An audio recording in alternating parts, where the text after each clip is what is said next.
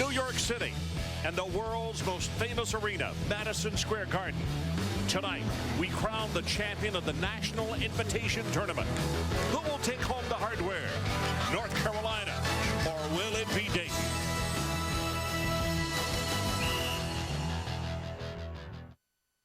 To end the season with a win, cutting down the nets, and kind of separating yourself at this time of the year would mean a great deal.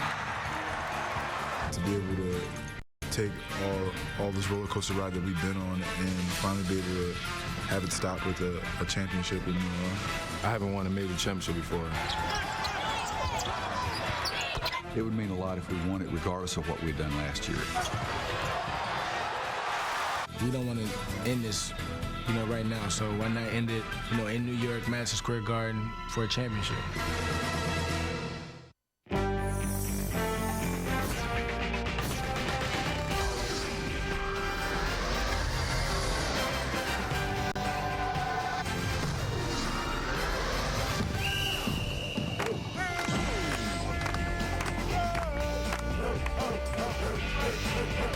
Tonight from Madison Square Garden in New York City, it's the championship of the NIT. North Carolina facing off against the Dayton Flyers. Here are the brackets. Dayton sent Ole Miss home on Tuesday. It was North Carolina winning over Rhode Island. Thus, the championship game tonight here at Madison Square Garden between the Tar Heels and the Flyers. Hi, everybody. I'm Ron Franklin along with Bill Raftery, the governor to my right, and Fran Frusciella, the precocious one from Brooklyn, New York, and very proud of it to my left. Fran, North Carolina could do something and no school's ever done tonight. Nobody's ever won an NCAA and an NIT title back-to-back years, and the kids kind of like that idea. Well, I think they like it. Roy Williams would rather be playing in Indianapolis, but they have a chance to end their season with 5 in a row, Ron, and that's important. But for North Carolina, it's about the seniors, Marcus Ginyard and Deion Thompson, 2 guys that have helped Roy Williams win a lot of ball games, including last year's NCAA title. Bill, when you're a team like the Dayton Flyers, and they are very, very good and have a great history in this tournament, but they don't face North Carolina that often. I would think that growing up as a kid, you want to do one of 2 things, either play for the Tar Heels or play against them in a championship setting. Well, they were thumped 4 seasons ago, and revenge is sweet. Not that we would know anything about that, but it's your seniors. How are they going to perform? And they'll remember the game. I think it's all about defensive transition, being in position to rebound, taking good shots, pushing the pace of the game. Seniority helps, but you still got to play. Time now to take a look at our core performers, brought to you by Intel. Deion Thompson for the Tar Heels, coming off a double-double the other night in their win in overtime over Rhode Island. All of us were so impressed with Chris Johnson's ability, the open floor, making deep ones, and getting to the rim. He's going to have to do that tonight. Here are the starting lineups for tonight's championship game for the Tar Heels. Marcus Ginyard, Larry Drew II, Will Graves, Deion Thompson, and John Hinson, the very talented freshman. And the starters for the Flyers, Rob Lowry will get the start tonight in front of London Warren, Marcus Johnson, Chris Wright, and Kurt Hilsman. The officials for tonight's ball game: Jim Burr, the veteran official in the NCAA wars. Earl Walton and Pat Driscoll are the umpires. And our alternate tonight is Rob Riley. Here comes Mr. Bird. We're about to get this one underway. Hinson to jump it up against Chris Wright. In the air, tip to the backcourt, and it's going to be North Carolina offensively, Bill. Wow. Franklin, Frank Frusciella, thank you.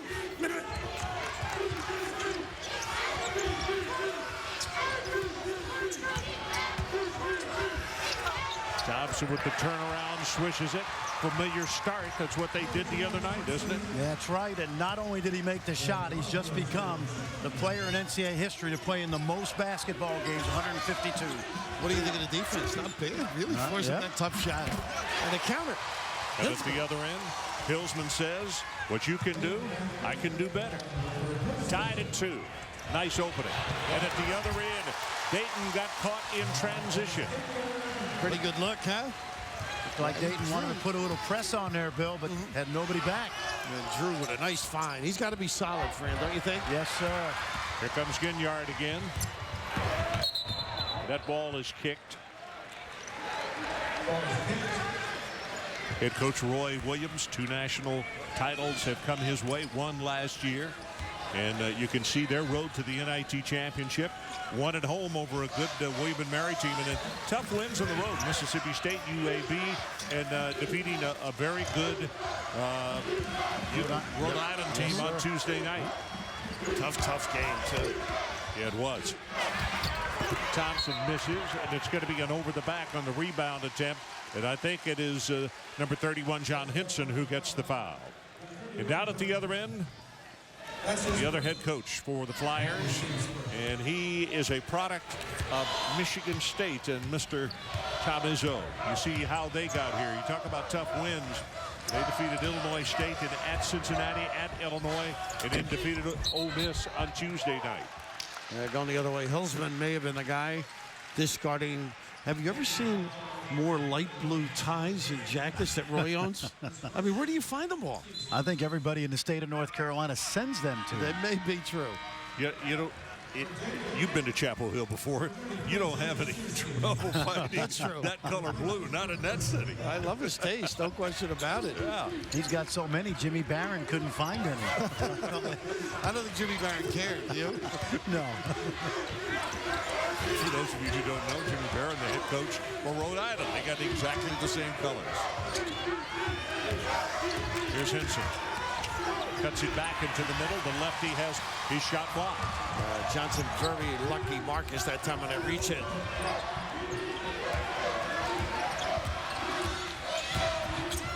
Lowry. Way too hard, but rebounded by the Flyers. Another 3-point attempt, and you can count that one and put it down to the name of Marcus Johnson, the senior out of Cleveland. We'll talk a lot about him tonight. These two teams, Ron, do a great job on the offensive glass. A good example right there. How do you defend that? Offensive rebound, kick out threes. I mean, the defense is totally broken down. He shot it so hard, though, it came way back out, Billy. Chris Wright with the rebound. Off to Marcus Johnson. Lowry for 3. Off the mark. Almost got another offensive board, but Inyard comes away with it. I love the way they reversed the ball. They usually get a back screen for the trail center. That time they didn't need it. Drew all the way inside. Got by Lowry and got no help from the help side. That's important because Lowry and London Warren, 2 really good defenders. If Larry Drew, Billy can break them down. That'll make the game a little easier. Great use of the bounce. Another 3-pointer, this time Chris Wright. Well, if he can make that, what a load to defend. Don't you think?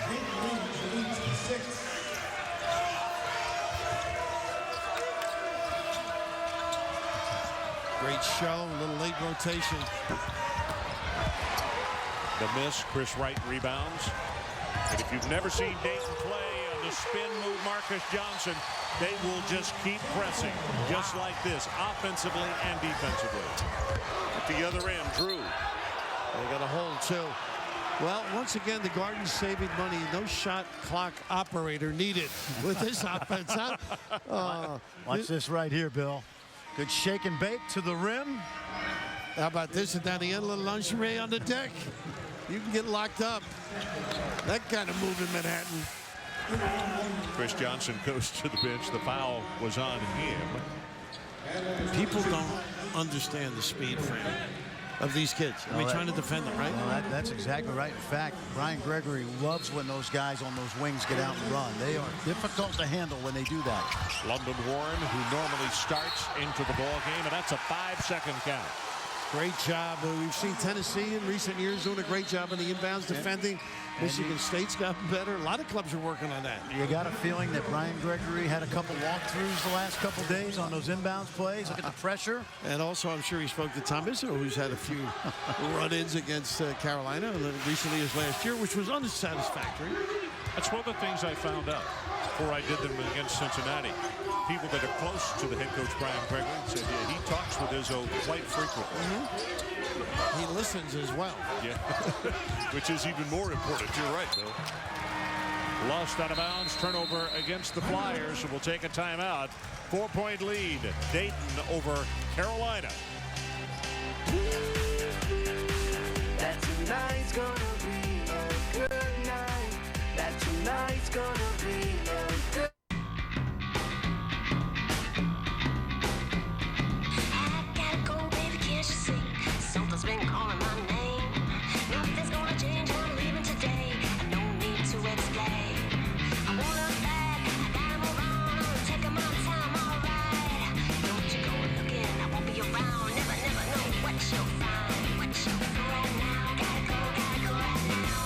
New look, new day, who knew? The men's store inside JCPenney. Ever wonder what it would be like to text faster than ever before? We did. So we introduced the Samsung Omnia 2 with a new, faster way to input text. So fast, in fact, that during this commercial you've been watching, we have just broken the Guinness World Record for texting on a mobile phone with more than 5 seconds to spare. Congratulations. That's the wonder of Samsung.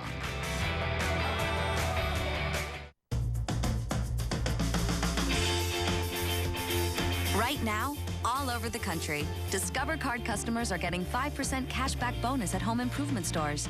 It pays to get more. It pays to discover. You used to pick up your phone and say, hello. Now you say, hello. The ridiculously big screen on the HTC HD2. Now you can be entertained like never before. Exclusively from T-Mobile. The biggest stage creates the biggest drama.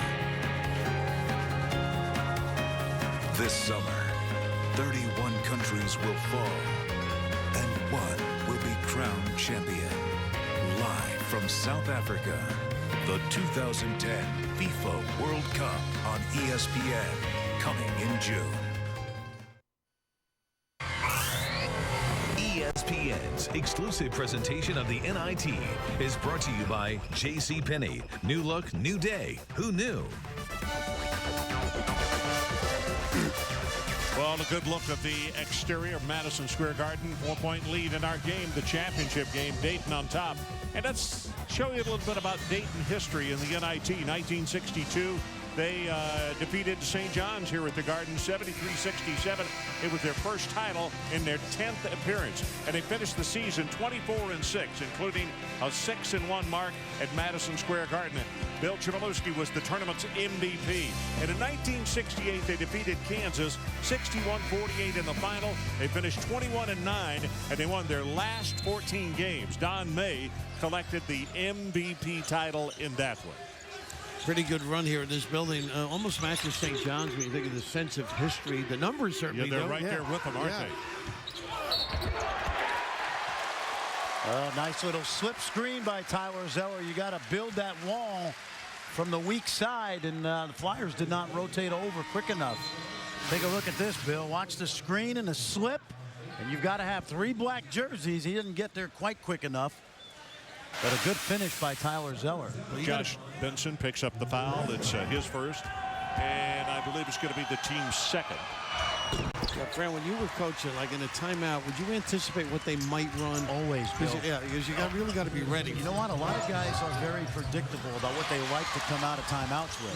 That's what assistant coaches are for, too. Let you know what their tendencies have to be. Henson.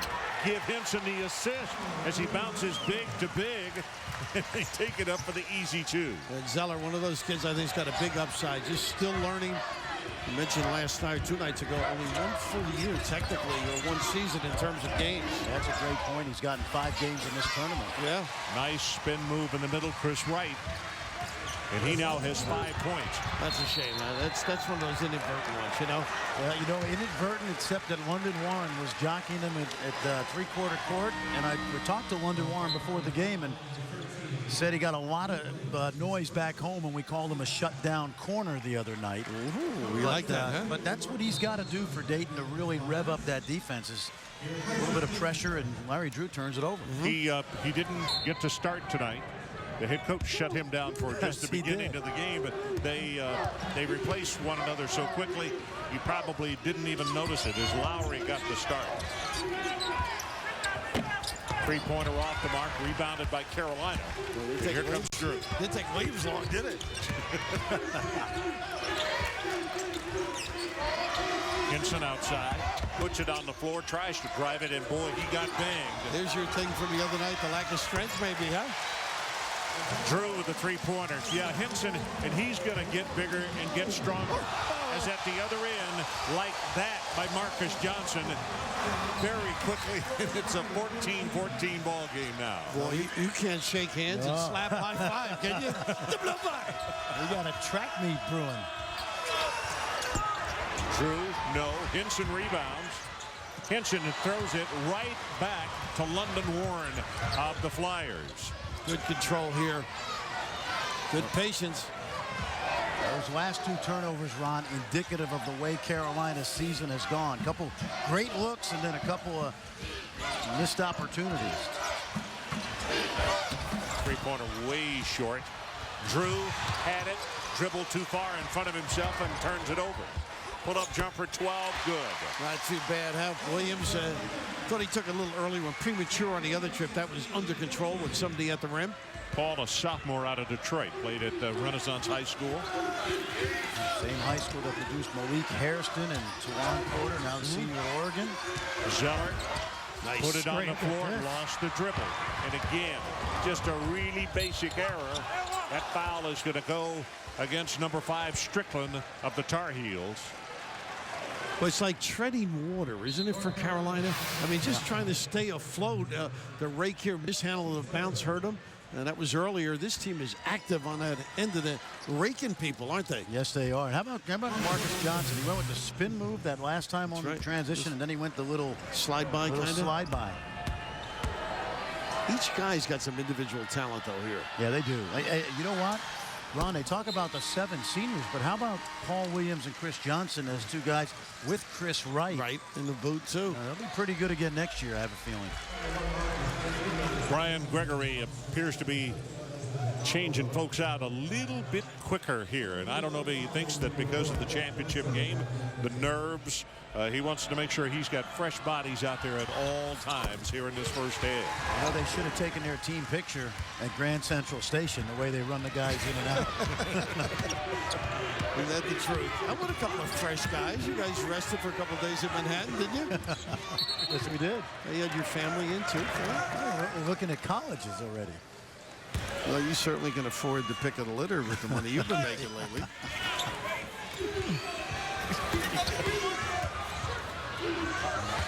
Already, leave your feet. They're keeping tabs of it in the truck. Already 11 substitutions for Dayton so far in the ball game. Shot clock is now under 10. Nice spacing there defensively, don't you think? Enough to inhibit the big guy to put it on the deck. Other end. I'll tell Chris you what. Johnson, you just can't forget him. Well, transition offensively is sensational. How about the defense, Fran? I love the way the wings run, but it starts off the defense, Bill. Watch these guys get out. That's going to be an offensive foul. That one will be against Chris Johnson. He's second. Well, they get out, don't they, Bill? Oh, it's unbelievable, isn't it? I mean, they anticipate. They don't cheat early either. It's just they understand when they've sealed the deal. And number 4, once again, tough. Chris Johnson. North Carolina could apply some pressure here. It seems like just 2 seconds ago I said 14-0. It's 20-14 right now. Dayton 6-0 run, which backs up your points about the speed and how they utilize it. Well, Bill, you've coached teams. How hard is it to get those guys to run that ball? Well, if you're unselfish, it's a little easier. You know, they all know they're going to be rewarded, but you're right. And even the bigs get down the floor, too, in case there's an offensive rebound or a set to be had. Now, that's a pass that shouldn't happen. And we've seen a lot of those. Dexter Strickland that time. Well, this is, as I said, this is a big problem. North Carolina this year turning it over on once every 5 possessions on the season, and you can see why. And you could, boy, game plan tonight, they came out everything they've done, but then it started with a 5-second count. And then it went downhill from there as far as a dribble a little too far, was stolen. Roy, in a sense, over the years, being an assistant there with Dean, they really valued the ball. Yes. I mean, they got possessions and took advantage of them.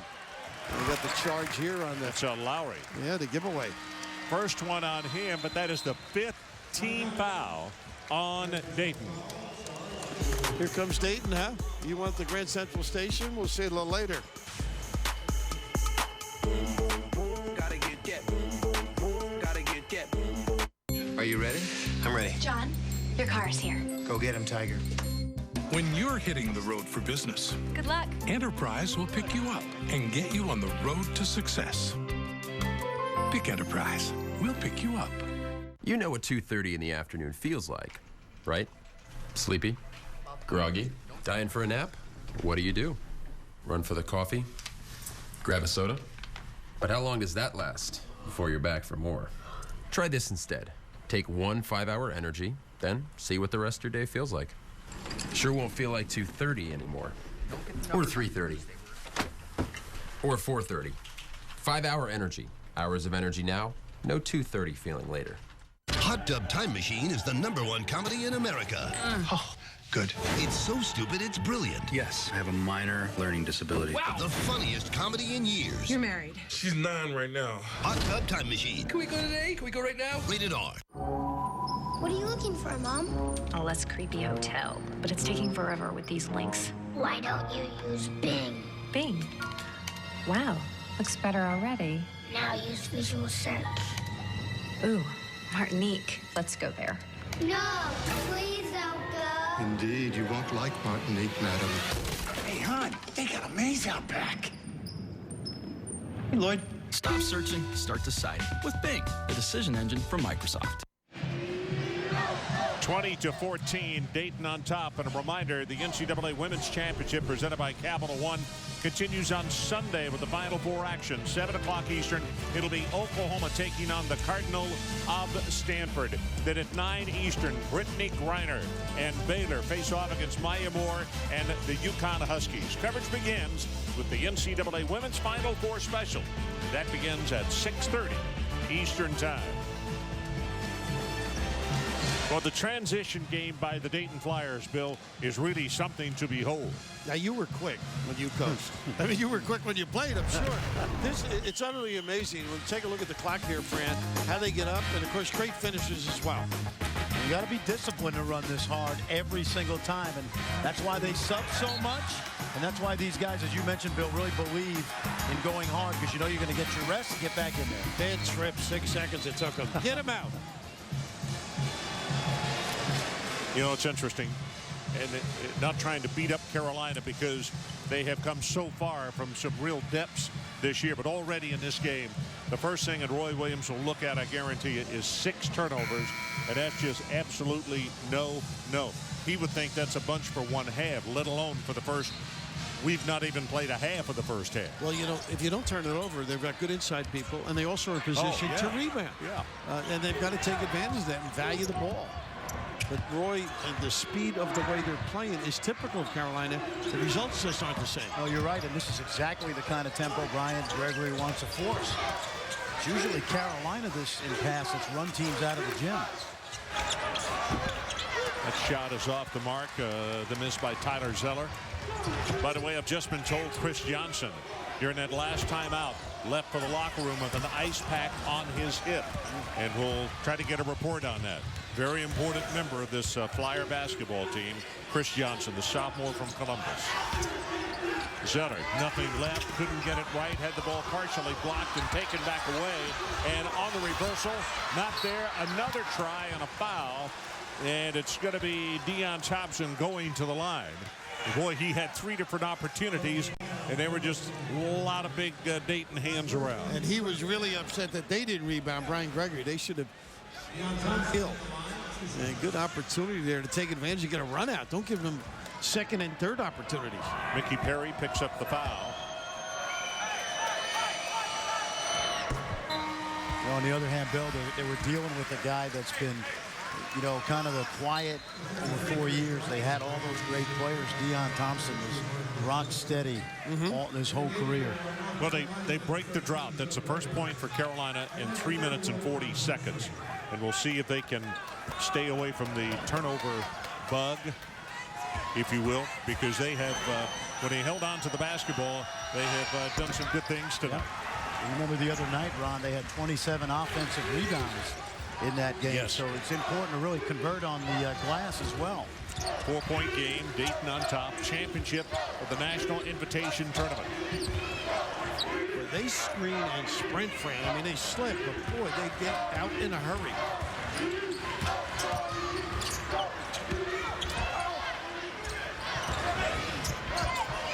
Marcus Johnson gets it back over to London Warren. Shot clock is now at 6. Warren pulls up. Shot won't go. Battle inside, and it's going to go to the Tar Heels. Graves with the outlet pass. Here's Drew. And on the run, gets it. Tough goal, too. Not an easy one.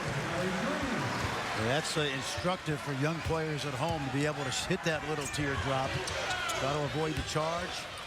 What the audience needs to understand also, London Warren wound up taking a shot because of the dying clock, and he is not a shooter, doesn't like to shoot for that matter. Well, middle game down by Wright, huh? Chris Wright, Jr. from Trotwood. Right there in Dayton area. Look at that hustle, defense. Wow. And another turnover against the Tar Heels. And the easy 2. That is 7 turnovers that they've got. You don't mess with the Jacksonville Jet. That's what they call London Warren, young man from Jacksonville. Very tough to coach. We're looking at Roy over there when you turn the ball, coughing it up. There's Graves for 3. They've got to seize control, Carolina. Well, it is as fully as they've played. They're only down 3 points. Oh, yeah. And they've been feeding Dayton. That's their difficulty. Dayton with 3 more players sitting over on the sideline about to report. On the floor, turnover Dayton. Henson had the ball knocked away, and who was it? The Flyer from Jacksonville, London Warren. What hands and pursuit and energy to boot.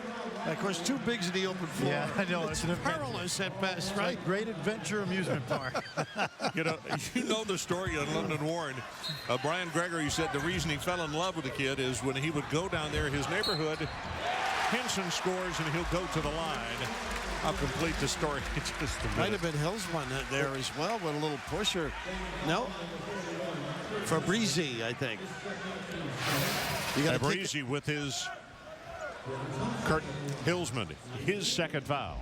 Just a little nickel dimer there as he got involved with that. That's the reaction you're used to seeing with Carolina, reading situations, making adjustments.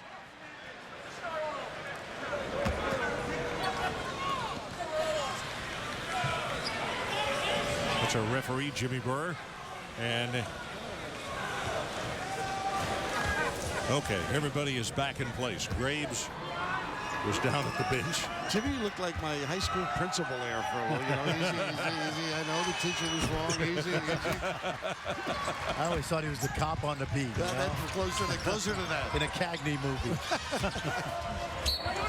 Strong to the basket, a little bit too hard and high off the glass. Chris Wright. Speed. Chris Johnson coming back out. That is foul number 2 on Henson. You could see he is really favoring that hip that had the ice on it. And it looks as though they're going to sit him down and put some more ice on it as the first shot is good. And even if he sits, Ron, he's got 3 fouls, so I doubt we'll see him, any more of this happen. Let's take a look right here. A pretty good aggressive move and twisted a little bit. And he did was like he jammed that leg a little bit, Bill. You're right. Yeah. Might have got his feelings hurt, too, when he picked up the 3rd one. That offends the coach more. That's right. Brian hit Gregory's feelings. The heck with your hip. That's what I feel.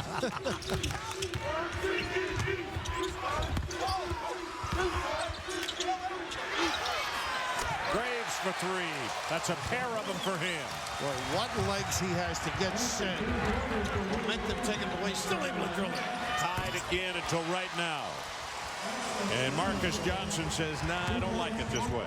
At St. Vincent St. Mary's, this is the way we did it to put our team back on top, right? Yeah, but we also had a guy named LeBron James that we were playing with. Almost there. The follow inside. Yep. And a possibility of a 3-point play by Deion Thompson. Now, they averaged 15 offensive rebounds a game. We mentioned the 27 the other night. But they really weren't finishing them the other night. This is good effort right here. Nice soft shot. And Deion Thompson, young man from Torrance, California, wants to go out with a bang. Well, Andy Kennedy said, if you don't turn it over, you get offensive rebound. Yep. Maybe we won't shoot well. Case in point there. Carolina the other night went 2 for 17 from behind the arc. Tipped around, comes back to Carolina. Now it's on the floor and back out. They reset it. The ball is tipped. Hit last by Dayton. It'll be Carolina basketball with 29 seconds on the shot clock. 8:02 left in this first half of our championship game of the National Invitation Tournament. Ron Franklin, Bill Raftery, and Fran Frischella coming to you from the Garden. The last pass that was deflected, Fran. Larry Drew sees things. It's getting the right pass or the selection of the right pass. And doing it consistently every time. You know, he'll look brilliant once, struggle some other time. Well, the foul is on Graves, and we'll take a timeout. Tied at 28. 7:50 left first half.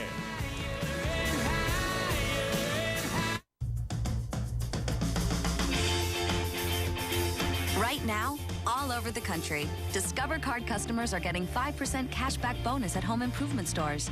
It pays to get more. It pays to discover.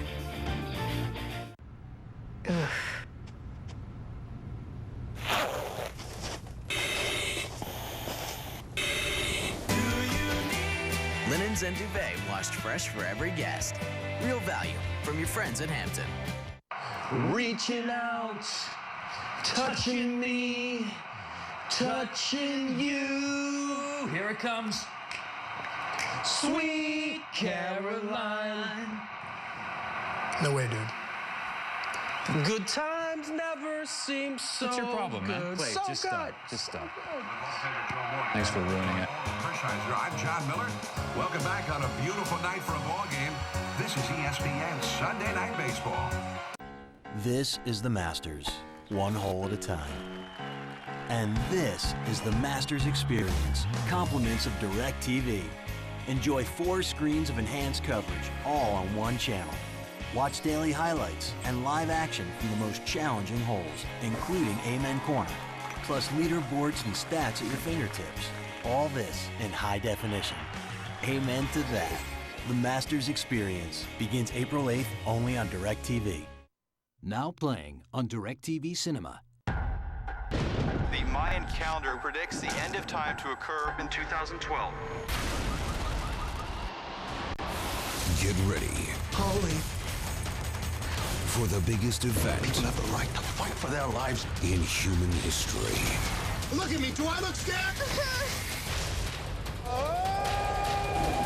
2012. Movies playing on channels 125 through 199. Brian Burr in studio with your Sports Center right now. West Virginia coach Bob Huggins says it's highly unlikely his point guard Truck Bryant will be able to play in Saturday's Final Four against Duke. The sophomore hoped a specially designed shoe would ease some pain in that broken foot. Wake Forest forward Al-Farouq Amino declared for the NBA draft today, announced he will hire an agent, ensuring his departure with 2 years of eligibility. The 6'9" averaged 15.8 points a game for the Demon Deacons. Ron, Fran, and Raph, back to you. We'll also talk about the tournament expanding to 96 teams at the half. Gentlemen?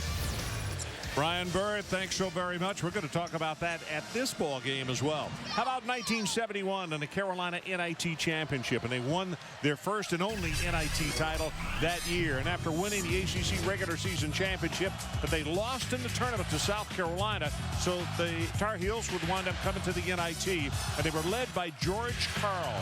And they won the crown here at Madison Square Garden by defeating Georgia Tech 84-66. Want to send our best out to the coach of the Denver Nuggets, George Karl. Yes. Who's in a battle right now with cancer. We're thinking about you, George. You may be watching this game. He's taking some time off right now, getting ready for the playoffs. No tougher competitor when he played. Talking about charging and picking up charges, and I think that's the way he'll attack this situation as well. Billy Chamberlain was the MVP of that NIT. Yeah. From Long Island Lutheran. I was just going to say a local product. Yes. We're tied at 28, 7:39. It might have been the Everett. I think so. His prayers were answered then. Having a player like that. The lefty drains it. Paul Williams. They shoot with confidence, I'll tell you that. Undeterred. As long as they guard. And they offensive rebound. You shoot it and miss it. You know Chris Wright's going to be hanging around that glass. That's right. And he makes big shots for this ball club. Had big ones against Georgia Tech in the A-10 championship, George Washington. They got an offensive foul over the top on Thompson. First foul on Thompson.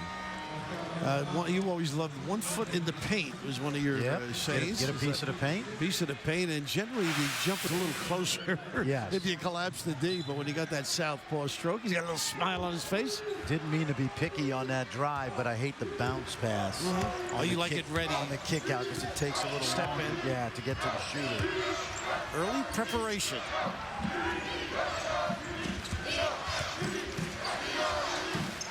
That's where I think they're a little bit different than Michigan State. They still have a lot of sets, but they also drive and kick it really well.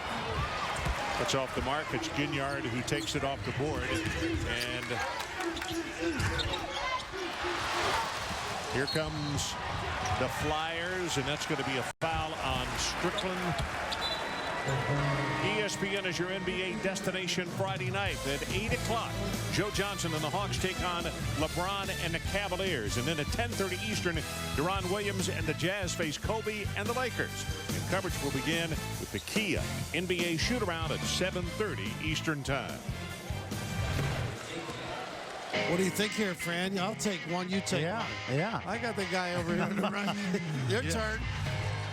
Well, I talked about him saying that this is the way we did it. We played at St. Vincent at St. Mary's.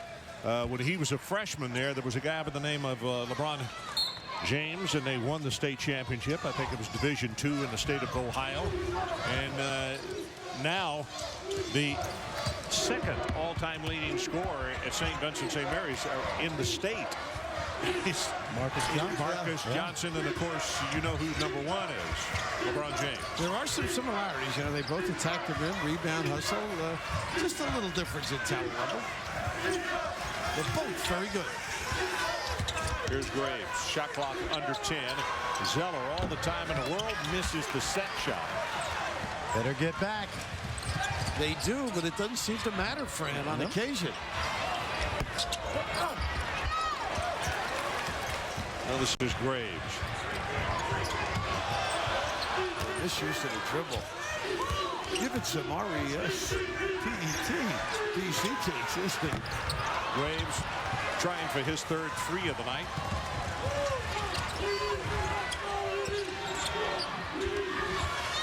That's nice.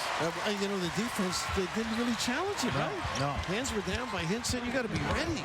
Chris Wright. You know what, Bill? They don't cross the wings like the Utah Jazz do, but they run the same way. Zeller tips it and saved by Ginyard.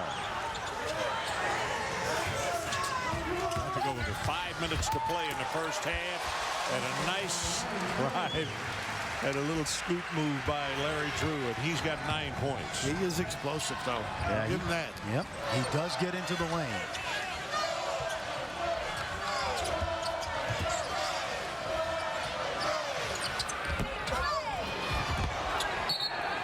Knocked out of bounds by John Hinson, so it'll be Dayton basketball.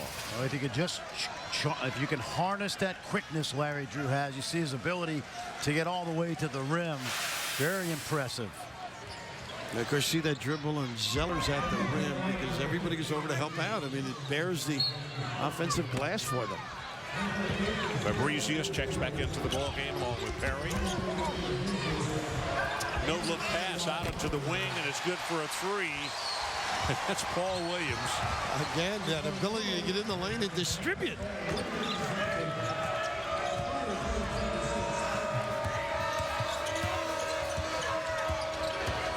Everybody poised to help for Dayton. Nice Campbell. Look at this. Well, they just make mistakes that are counterproductive. Ninth turnover now, and you can see a little bit of frustration on Roy Williams' face, and On the other hand, this is exactly what Brian Gregory wanted to do tonight. Get after Carolina, force some turnovers, try to get that running game going. And Carolina usually has done that to everybody else over the years. You know, the run and jump. Well, isn't that the truth? Yes, that's the truth. Needing pressure releases for back cuts to take away their intensity. Oh, what a slip. Benson ringing the bell. They sprint on the slip. Josh Benson gets the easy 2. Use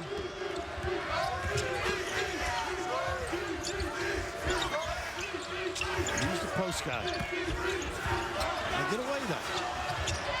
McDonald. Nope. Tipped up in the air. Lowry couldn't hold on to it. Lost it. It'll be Carolina basketball with the fresh 35. Dayton playing great defense, but Fran, once they get in the half-court set, they've got some answers. Good screens, understanding of when to get to the rim. Heads-up play here. The giveaway, the rips. Send it in, big fella. The numbers. That's it.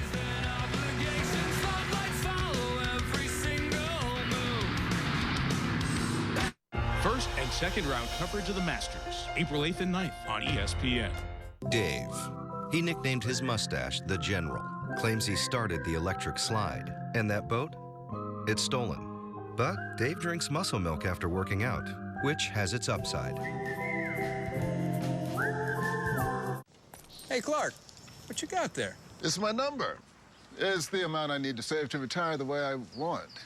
Is that your number? Yeah. A gazillion, huh? Bazillion.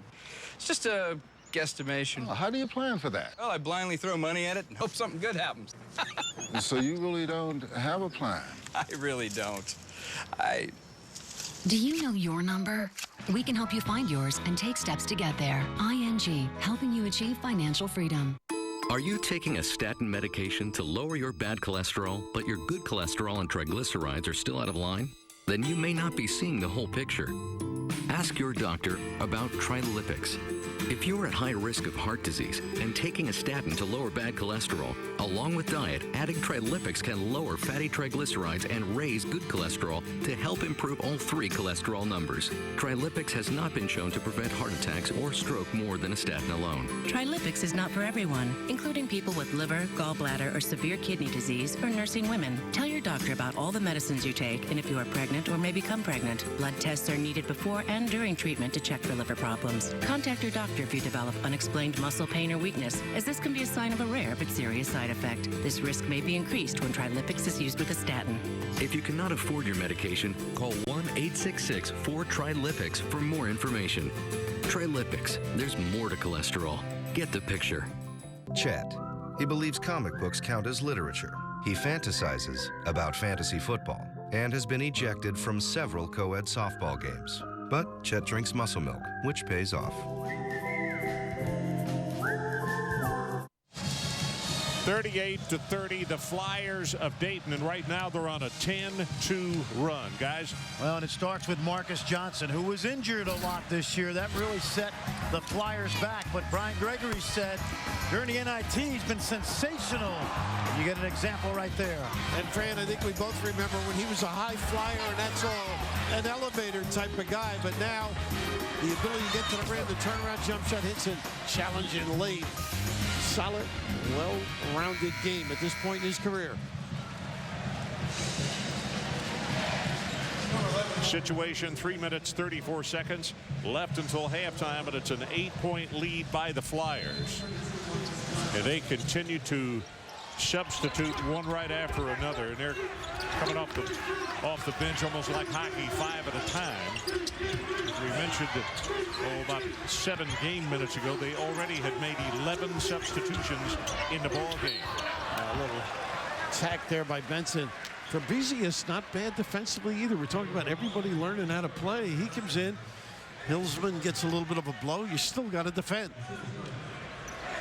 This young guy, Henson, has really started to come on in postseason play, but he has got to get stronger.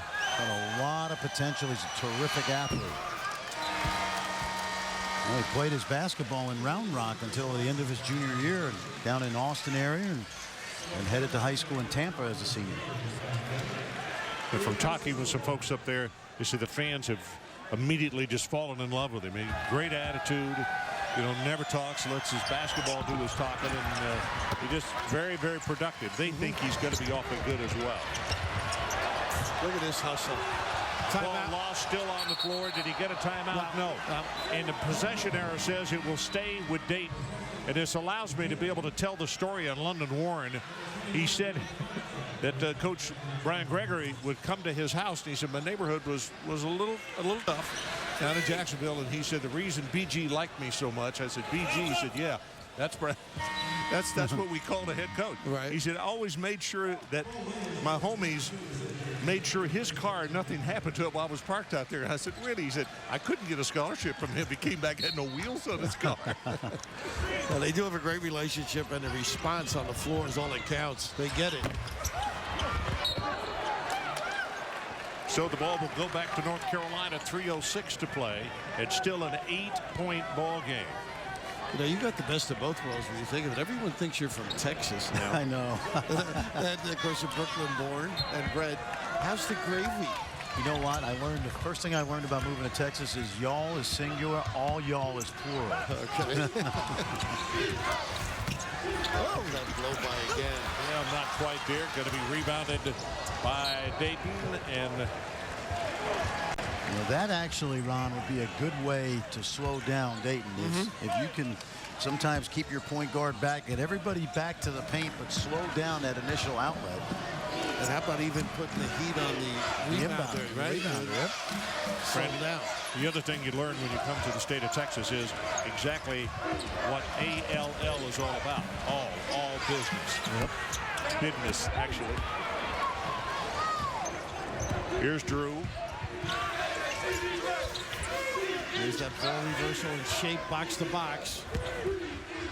Zeller, quicker on the move, but short on the shot, and knocked out of bounds by Dayton. A little bit of a hurry on that release. I think when you know you're going to get so much attention, you know, if you're a post guy, take a look right here. Here's a good example. Catch and look middle first. See, he just puts it on the floor right away and takes that fourth shot over Fabrici. And you waste the bounce in the play, right? Right now, the Tar Heels have just 8 of their last 9 shots. This one from the NBA three-point line, and it was an air ball. Boy, nice job running to the box. They got an entry.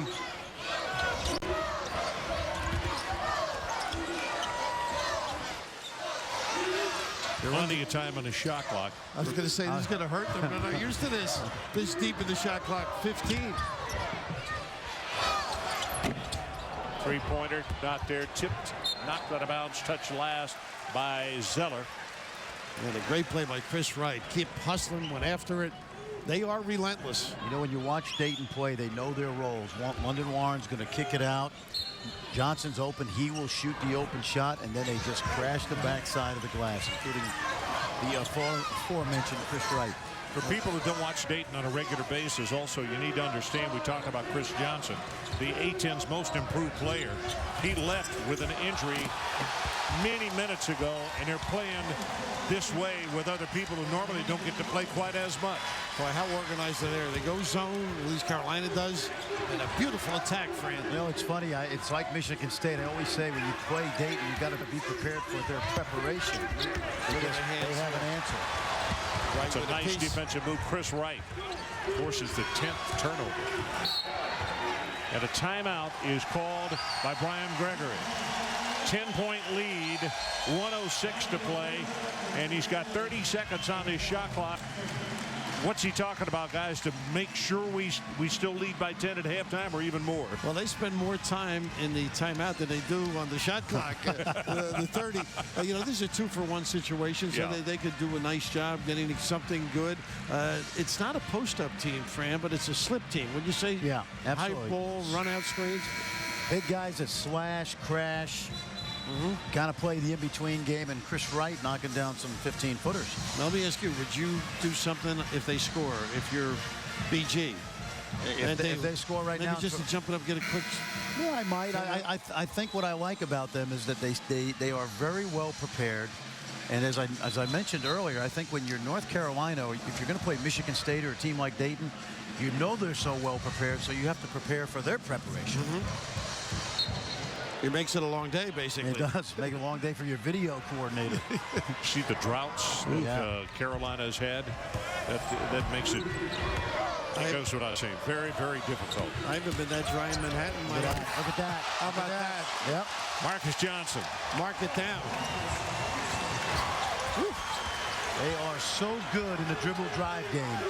12-point lead, 45 seconds on the game clock. Lob inside Zeller, and he got overlooked by Chris Wright. Just sneaked in behind him, and the head coach comes off the bench and says, we go for one. There's about a second and a half difference between game clock and shot clock.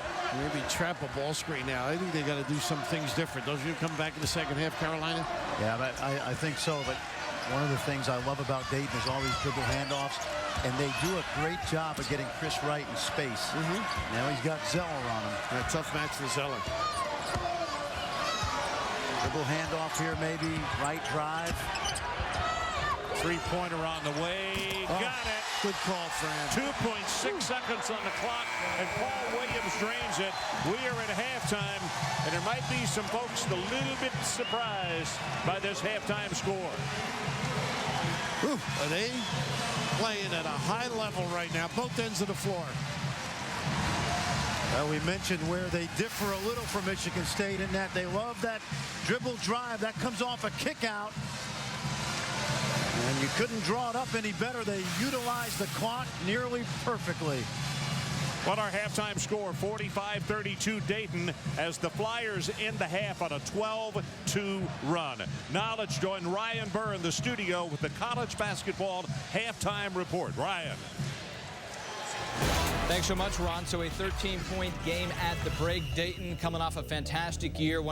Probably one of the last 4 or 5 teams to miss the tournament, and a team that probably could have done some damage, showing North Carolina what kind of athleticism they have. No, I mean, I've said this the entire year, and I think you guys have come on board as well. The difference between the Carolinas, a very young team, and a 7 senior-laden Dayton team is not that discernible. The sad thing is, they're about 6 or 7 possessions at the end of their season away from being in the NCAA tournament, and this is just how dangerous this Dayton team would have been.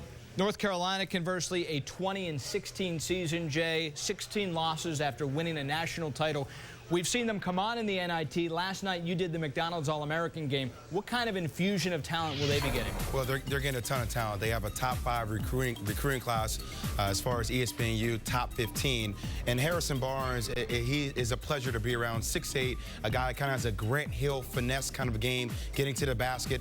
Reggie Bullock, also a guy who can shoot the ball. But first off, let's start with Harrison Barnes. The thing that's most impressive to him about me, Doug, is the fact that he has a killer mentality. Now, yes, he doesn't have the disposition to demand the basketball each and every time, communicating that. But when he gets the ball, he's going to do some pretty spectacular things. I can't believe you're saying all these nice things about him when everyone in the world thought he was going to Duke until like the last 2 weeks. How are you doing that? I'm not worried. That is big. That is maturation of my good friend Jay Williams. And also Kendall Marshall, a point guard. He's going to surprise a lot of people next year. Can he beat out Larry Drew? I think he has different things that he does better than Larry Drew. He's 6'4". He can see over the top of the defense, and he can pass the ball better than Larry Drew. The question was, will he be able to communicate and be a leader offensively and guide people his freshman year, which is always a difficult task. I think they're going to be really good next year, and be interested to see how good.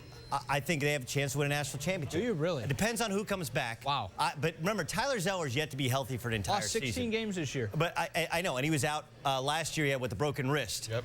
I think Tyler Zeller is a spectacular talent, and the more depth they have of guards, and that's what they've gone out and recruited. Roy Williams is a one-off bad year if they get the right players back and have the right mentality. I think Reggie Bullock's going to be a better Wayne Ellington. Wow. He's taller, he can shoot the ball better, and he can drive, and he's stronger. Good comparison and big praise as well for the future there. A lot more still to come on this halftime report. When we come back, we'll talk about the expansion of the tournament, and another player has thrown his name into the NBA draft. We'll tell you who when we come back on the halftime report. A Masters Moment brought to you by IBM. 1979, Fuzzy Zeller arrives at Augusta as a Masters tournament rookie. Everybody says first time being here, you can't win here. And I kind of disagree with that. I feel if you're playing good, I don't see why you couldn't win anywhere. Zeller headed into the Masters' first ever sudden death playoff with Tom Watson and Ed Snead, winning with a birdie on the second extra hole. His victory made him the third player in history to win the Masters on his first try. We're surrounded by information. Human beings use their 5 senses to understand the world. On a smarter planet, organizations have their own set of senses to analyze data from multiple sources and make sense of it instantly. Banks can anticipate credit fraud. Trains can run with fewer delays. The more types of data we understand, the smarter we become. I help organizations sense the world around them. I'm an IBMer. Let's build a smarter planet. On Blu-ray.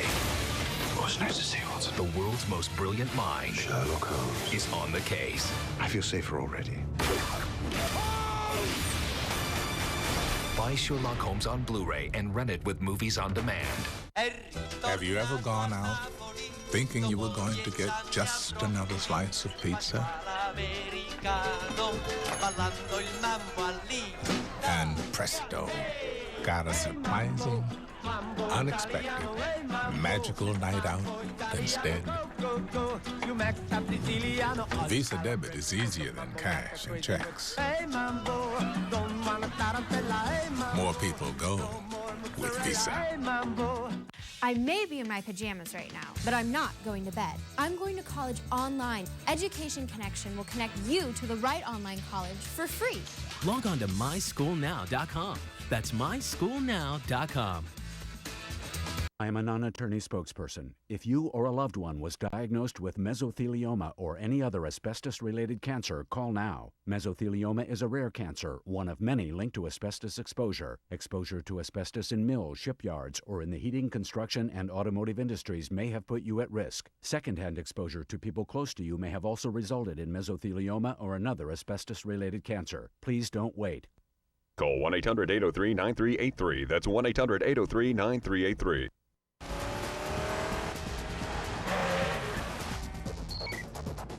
Most companies test their brand new oil. Big deal. At Quaker State, we test our oil after it's been through thousands of miles of real-world torture. And it's so durable, our used oil still exceeds these critical tests for brand new oil, even when it's ready to be replaced. That's Quaker State, real, durable oil. Brian Bird, Jay Williams, Doug Gottlieb in studio. First half, Dayton up 13. Marcus Johnson with 13. He was a high school teammate of LeBron James, playing like LeBron right now. Welcome back into the half. A huge talk of this week has been the expansion of the NCAA tournament. Good thing, bad thing. Everybody seems to have an opinion, but according to the NCAA, it's becoming more and more likely every day. We have studied and are looking at the current 65-team model continuing, going to 68 teams, which would contemplate 4 opening round games, if you will. We have contemplated 80, an 80-team model and a 96-team model. If you were to have a 96-team tournament, it would mean that the top 32 teams, in essence, the 1 through 8 seeds across 4 regions, would receive a bye and not compete until Saturday or Sunday of the first week. As a result, they would also then be in a situation where their travel was later in the week than it currently is under the model today. All right, guys, so are you ready for bracketology? 96 teams. This is just one region, folks. This is one look at the East region next year on your office poll. Like it, hate it. Let's discuss it, guys. Jay, I'll start with you. Well, you know, I think the one thing that I agree with Coach K on this one is that in order for this to happen, I think you have to reward the conference regular season champion. For a team to get all the way there and maybe be 20-0, you have to reward that team. You also reward the conference tournament champion as well. You're still going to have all the drama with the bubble teams. But the thing, in my opinion, Doug, I think actually, doesn't this reward the bigger conferences more? The Power 6 conferences? Now we can see the Big East, instead of getting 8 or 9 teams in, this year they would have got 12. They would have got 12. Oh, well, we don't know. That's not fair. We don't know. Because how many teams come out of the CAA? How many teams come out of the Atlantic 10? In comparison, I believe there are more deserving teams in that mid-level, and there can be a lot good done by the 96 teams. And let's just accept it, okay? We can argue back and forth. It's going to happen. There's going to be expansion. So how can we perfect it? I think I agree with Jay and with the idea that you reward regular season conference champions. I also think the regular season matters. It does, but Yes, I'd also like to see some of those big conferences play each other twice, okay? If you have more conference games, play each other twice. With the exception maybe the Big East where you can't do it because it's 16 teams. Why not the ACC? Play each other twice. Then we get a real feel for just how good you are. Additionally, if they continue to use the same S-curve, same formula, I think it will reward some deserving teams from those mid-level conferences, the Wichita States of the world, the William & Marys of the world, and I do think we'll see just how competitive those teams are against the mid-level Big East, Big 10, Big 12 teams. You know, one of the things I do like about it, and we got a chance to see UNI beat Kansas, we're going to see a lot more of those opportunities presented in the following years with adding on more teams. And listen, like teams like Cornell, they walked into Kansas, they competed with the best, and as long as teams prepare to play against the best throughout the regular season, they have a chance to win some bigger time games. The other thing, you're watching Dayton in the, everyone, North Carolina doesn't deserve to be in, Dayton doesn't deserve to be in. You know what? They could win games in this NCAA tournament. But it's never been about whether or not you could win games. It used to be about earning something, and I think we're taking away exactly what you have to earn at the top level of college basketball. And I'm wondering, for it or against it? I've always been against it. I've always been. Look, I'm okay with 68 teams, but it's going to happen. So let's accept it and try and perfect it. Got to run. Some news and notes for you. Let's discuss that, and we will get into a lot more coming up on the show. Bob Huggins says highly unlikely Chuck Bryant will play Saturday. Of course, he has the broken foot. James Dickey named the men's coach at Houston. Very good man. Did a great job at Texas Tech before it ended. Went down with the ship at Oklahoma State. That's a good guy to hire at Houston. And Tubby Smith, of course, rumored for the Oregon job, working on an extension with Minnesota. So will the Ducks ever get a head coach? We'll find out, I guess, in the very near future. We're back after this.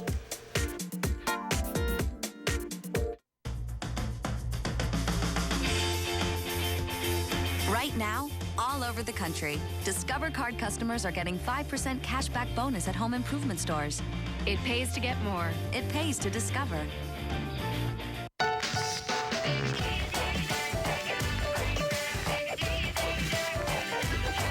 The energy drink for your feet. With ZigTech, I get more train, less pain.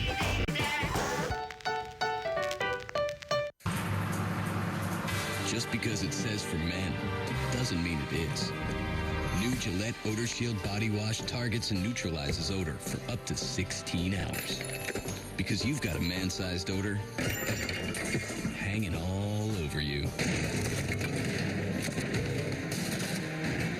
Gillette Odor Shield Body Wash.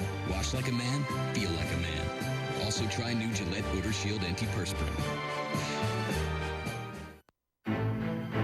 When you pursue an MBA at DeVry University's Keller Graduate School of Management, you'll have a professor with you every step of the way. Whether you take classes on campus, online, or both, you get the same attention, the same curriculum, and the same quality. 85 locations nationwide and online. Discover how to grow the business of you at keller.edu.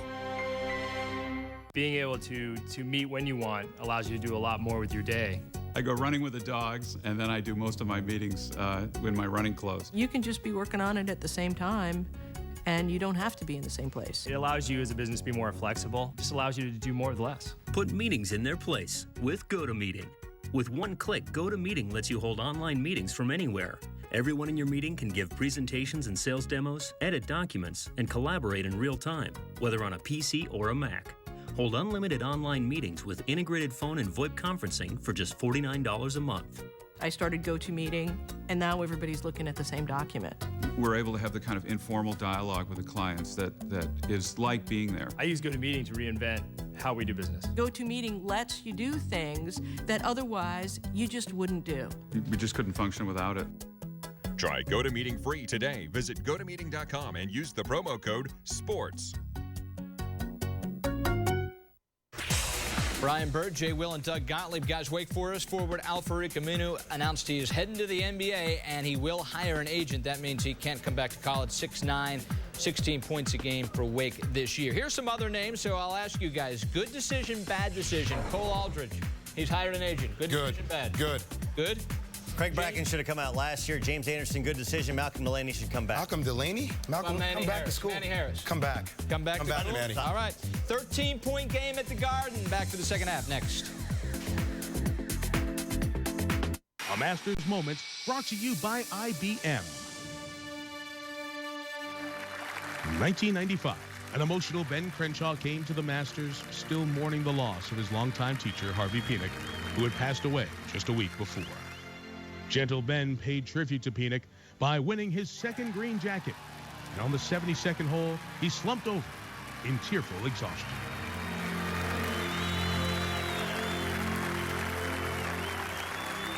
Around the back, off the roof, swish.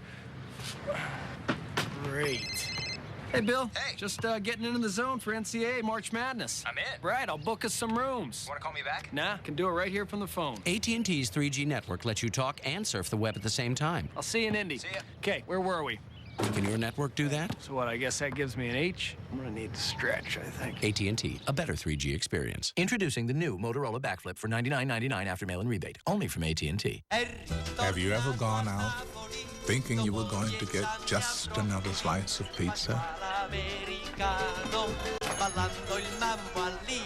And presto, got a surprising, unexpected, magical night out instead.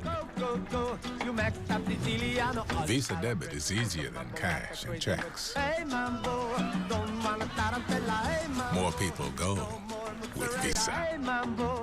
Two former champions with over a decade of bad blood between them will finally settle the score once and for all. One of boxing's all-time greats, Bernard the Executioner Hopkins. There's no fighter in my 50-plus fights that I felt this personal about. Former pound-for-pound king and four-division champion, Roy Jones Jr. He couldn't beat me then, he can't beat me now. Two legends writing the final chapter of their bitter rivalry. Don't miss my fight against Bernard Hopkins live April 3rd on DirecTV pay-per-view. Now playing on DirecTV Cinema. The hunt begins to rent one of the best movies of the year. It's not in your mailbox yet. I need you to remain calm. It's not in that vending machine yet. Here's a clue. Get that out of my face. It's not in your face, it's in my hand. It's in the palm of your hand. Sherlock Holmes. Movies playing on channels 125 through 199.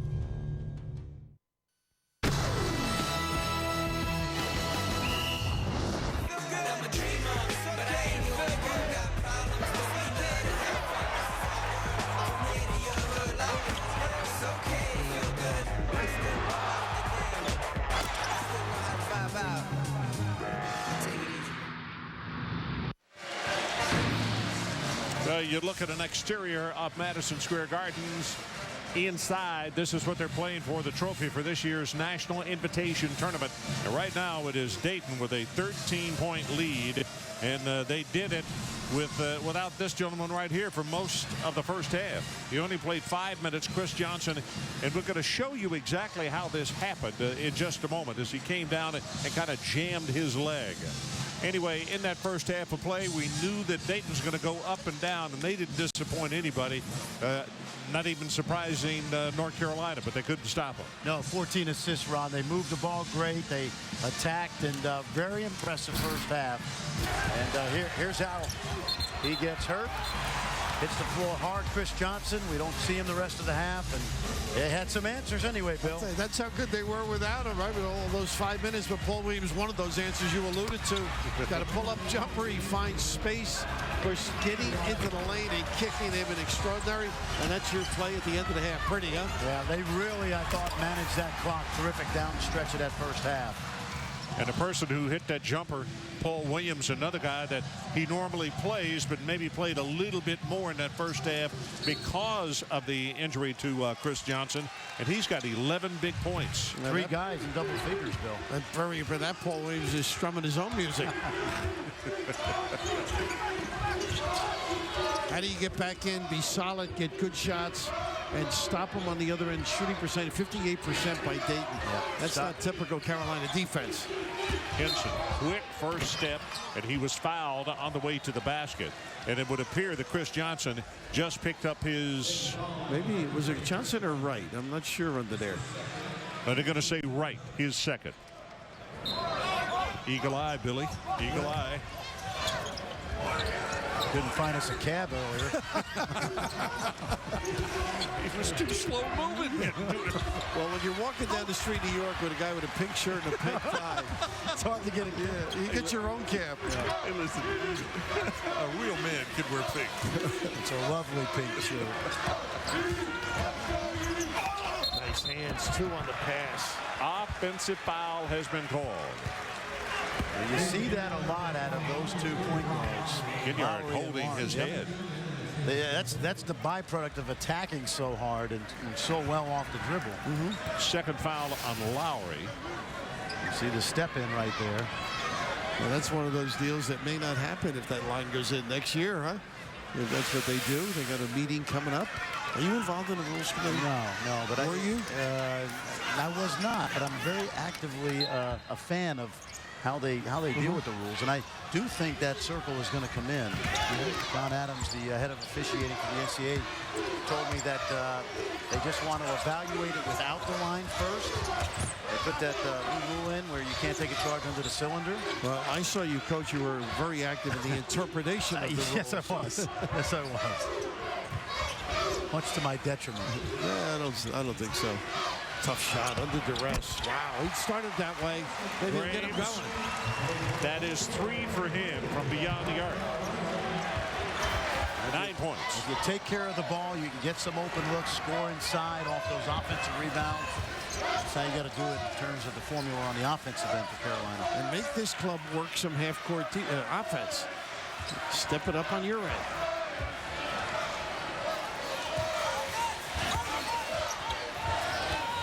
Nice reaction to that lob, potential lob. Well, off the mark on that one right there, Chris Johnson. Oh, boy. No, didn't need it. Got away with it. Henson. That's the danger, though. That's one of those, will you learn by that? Well, you have to. Now, if you're Larry Drew, you just hit the home run, go back and hit a couple more singles. Hillsman lost it. Here comes Carolina. Ginyard, oh my goodness, did everything but have it go down. Rimmed all the way around. They're trying to do it with some tough shots now. Help him. Look at this run out. And another good look. Lowry got hurt on that play, too. What's the first pass to a fast break, Fran? Bad shot. Yeah, right? You're right. Or a tough shot. Third foul on Rob Lowry. Boy, this is a great catch here. That's 2 great catches in a row by the freshman. Look at the jump stop, and boy, when he adds some strength to that terrific athleticism, he is going to be a force. Well, you can see why the fans at Carolina have already taken such a liking to this young man. I mentioned the other night, he doesn't have the range of Sam Perkins, but he's got that kind of body at Dayton. Maybe a little more explosive. Slinky long end. I love the way he blocks shots, too. Well, there he is, negating. Good footwork.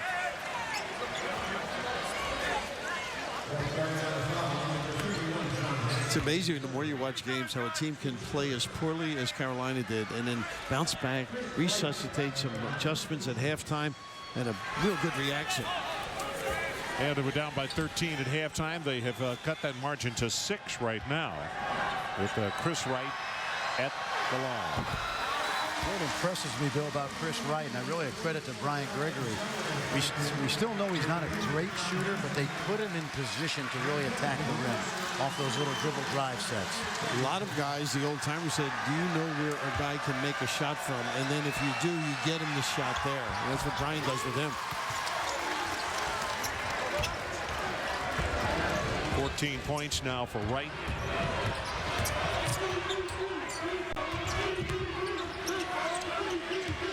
A little root out, got to be careful. Zeller, and that's Wright who steps out and tries to take the ball away from him. And he'll pick up the foul. It's his third. He's just trying to help out down there with Searcy. Searcy very physical in that post defense. Yes, he is. Long. Those guys do a good job of walling off the paint.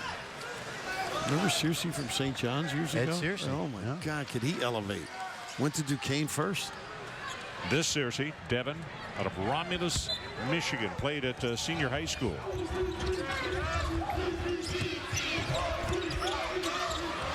Graves. Wow. And really well guarded, too, by Johnson. 4-point ball game. That's a green light Graves has, isn't it? Yeah, I'll say. Oh, that little bowl, my goodness. This guy fell over his teammate, did Chris Johnson. Hurt, too. And he injured his teammate when he came down on the top. Is that Benson who's down? At the other end, Zeller with the jam. Kevin Searcy, who is down. Devin Searcy got stepped on by his teammate, Chris Johnson. I don't know. Well, they got to score the goal. I mean, I know Brian might be saying he's hurt. I think you got to let the play go and then call it, don't you? Especially when it's a defensive player. You don't want to take away Carolina's chance to score in transition as long as he was not in danger of getting hurt. Well, I believe this was a shove by Carolina, and then the domino impact caused the problem. And right here, see the Graves' shoulders him in. Boy, that could have been a dangerous play. I love the physicalness of Graves, though. Yeah, there you see that little, yeah, Graves is a big guy, too. It just really fell on him, I think.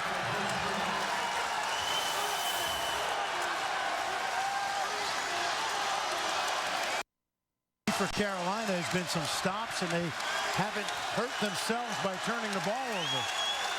So now the Dayton people standing up trying to equalize the noise that Carolina's making.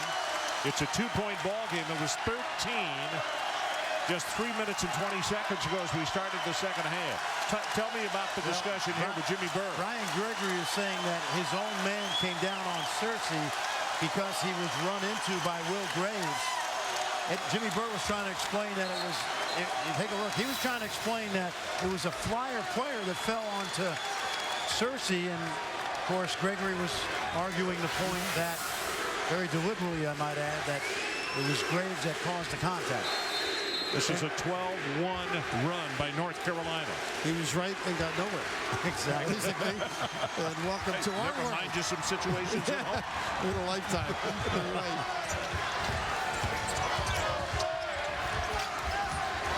Much better execution. Three-pointer. Boy, that spreads the D. Tough to cover it all. And if you're watching at home and you say, wait a minute, he had a foot on the line, that's the NBA line he had a foot on. Zeller, short, very short. Right there to get the cleanup is Deion Thompson. Well, you can't applaud. You got to get back. Hillsman fouled by Zeller. So we'll take a timeout. 15:59 left in our ball game. 49-46. The Flyers of Dayton. Yankees Red Sox, Sunday at 8 Eastern on ESPN2. These goons are after us. We didn't have a reservation, so we took yours. Now they think that we're you. Classic! Date night is smart and wildly funny. We are just a roaring couple from New Jersey, and we don't have any money. Beat it, junkies. Steve Carell and Tina Fey are a match made in comedy heaven. I am her pimp daddy. Come on, pimp. They're perfect. You are an amazing man, and you are going to get in there and work that pole like a runaway. On April 9th, the first big comedy of the year. Don't you barf on me. Date night, rated PG-13. Right now, all over the country, Discover Card customers are getting 5% cashback bonus at home improvement stores. It pays to get more. It pays to Discover. Daddy, the truck's here. When you want more cargo room, Enterprise will pick you up. We're making a playhouse. And get you on your way to special memories. How's it going? Finished. Pick Enterprise. We'll pick you up. You know how your engine feels. And when it's running clean, you feel it. Which is why Pennzoil Motor Oil doesn't just help prevent sludge. Pennzoil actively cleans out sludge. Cleans out up to 15% of sludge the first time you use it. So make your next oil change a Pennzoil change. And feel the clean. Not just oil, Pennzoil.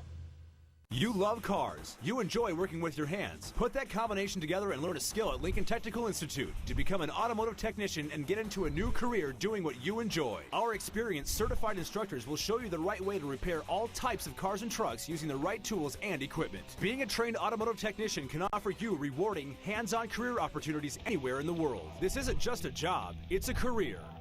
Call Lincoln Technical Institute now at 800-308-8610. Your future now. Well, you look at that beautiful skyline right there, and it was gorgeous here in Gotham today, around 70 degrees. Inside, it's warming up here.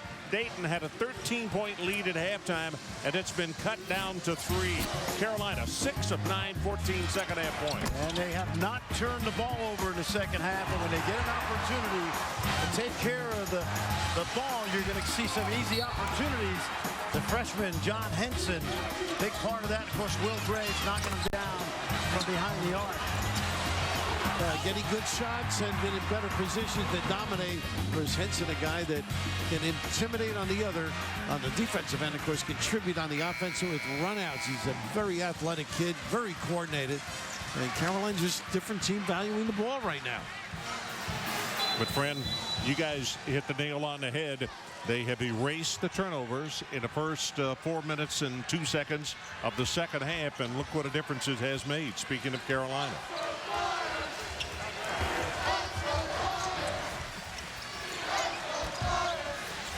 Hillsman. Nice step through. Got to make it. Look at that effort. Got it. Going to be able to try again. And Hillsman. I thought he should have stayed in the air and put it back up, didn't you? Because he's got all those big guys waiting. The Swatters. Little pressure here.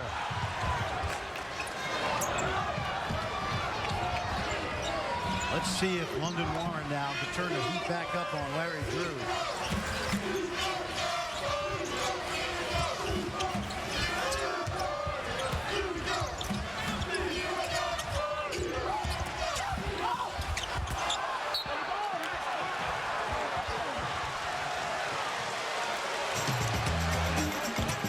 Well, Saturday afternoon relived the tragic story of Hank Gathers.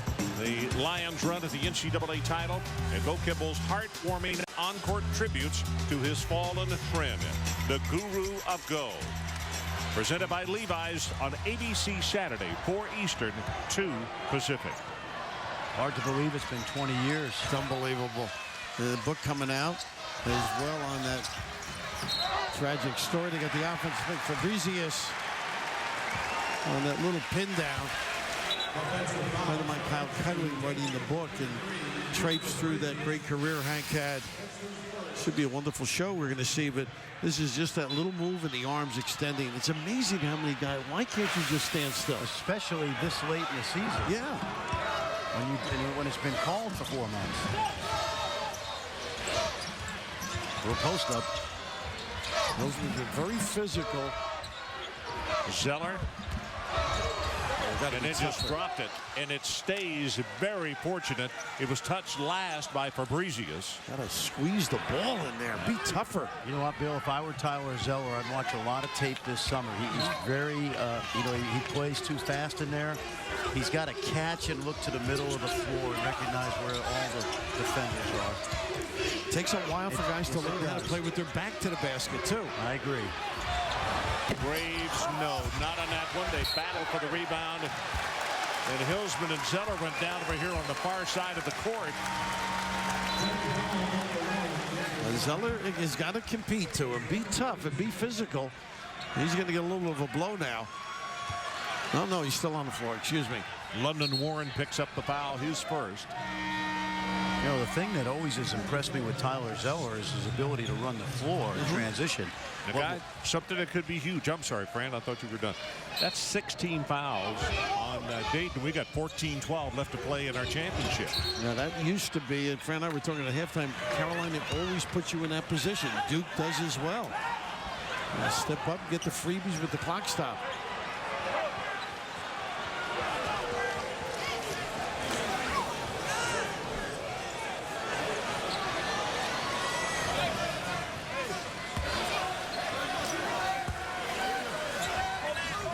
different team this half, though, Carolina. Yes, they are. I think maybe some of the paint got burned off the wall in there in that locker room at the halftime. I don't think so as much as just getting back to basics and don't do things you can't do. Nice pass. And a foul. Opportunity to make it 3. Great ball movement, and then Thompson takes it up in traffic. Well, Fran, you talked about Ginyard on the open. They do need some experience here. Well, these two guys have played together for the better part of course, for Ginyard, it's 5 years. Deion Thompson, 4, part of the national championship a year ago. Yep. Of course, Ginyard did not play last year, so he's getting a measure of closing the door on a great career. Benson, 3rd foul, 7th team foul against the Flyers. By the way, I don't think Hillsman's going to guard any point guards after Ginyard's little maneuver. He's tough inside, though. Lowry.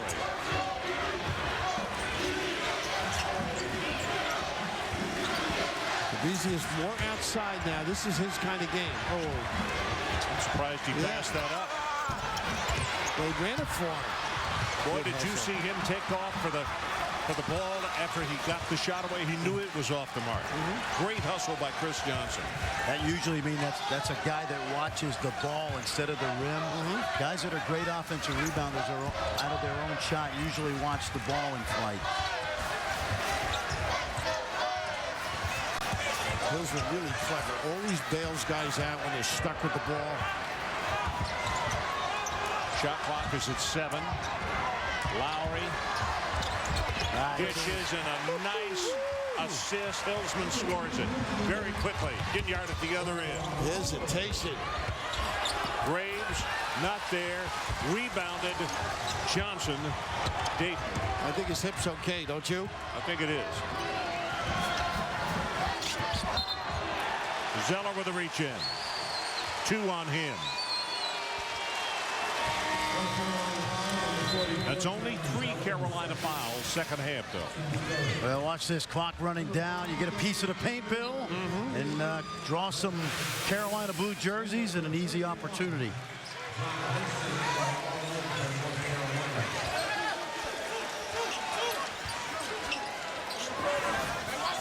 I don't think you can be a good point guard unless you make a second guy guard you. Oh, you know what I mean? Get some attention. Yep. I love that hesitation with the dribble, too. Just enough to throw you off. 2-3 on the out of bounds again. They got a nice little high corner play when it happened in the first half. Short corner, I should say.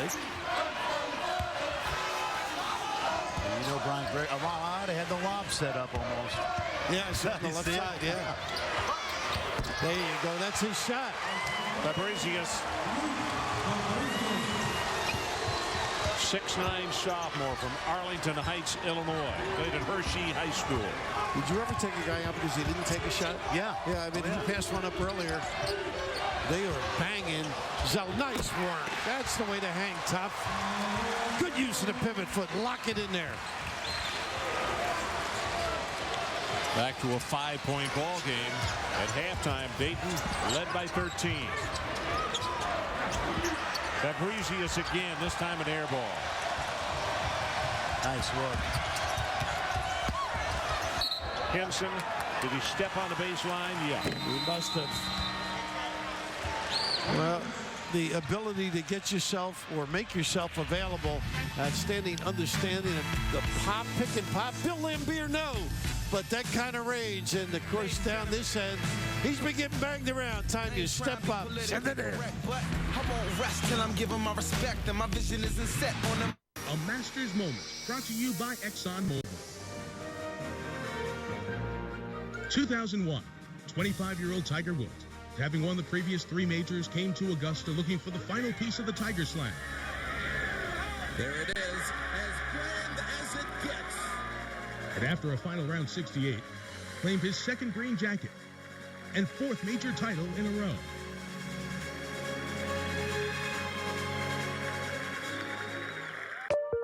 I drove my first car from my parents' home in the north of England to my new job at the refinery in the south. I'll never forget, it used 1 tank of petrol and I had to refill it twice with oil. A new car today has 95% lower emissions than in 1970. ExxonMobil is working to improve cars. Liners of tires, plastics which are lighter, and advanced hydrogen technologies that could increase fuel efficiency by up to 80%. We're here to see Carlos. Carlos was in a focus group and he said some unflattering things about Domino's Pizza. Crust is a little too rubbery. We're bringing him the new and improved pizza. Carlos! Low quality and forgettable. Saul? I didn't know you were listening. Domino's Pizza should start over. She has no idea we're coming. Adrienne? Yeah. I mean, if it's not great, tell me. I'm eating my words. I'm back. I'm in. The critics have spoken. Now it's your turn. Try 2 medium, 2 topping inspired new pizzas for just $5.99 each. Ever wonder what it would be like to text faster than ever before? We did.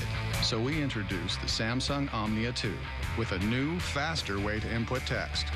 So fast, in fact, that during this commercial you've been watching, we have just broken the Guinness World Record for texting on a mobile phone with more than 5 seconds to spare.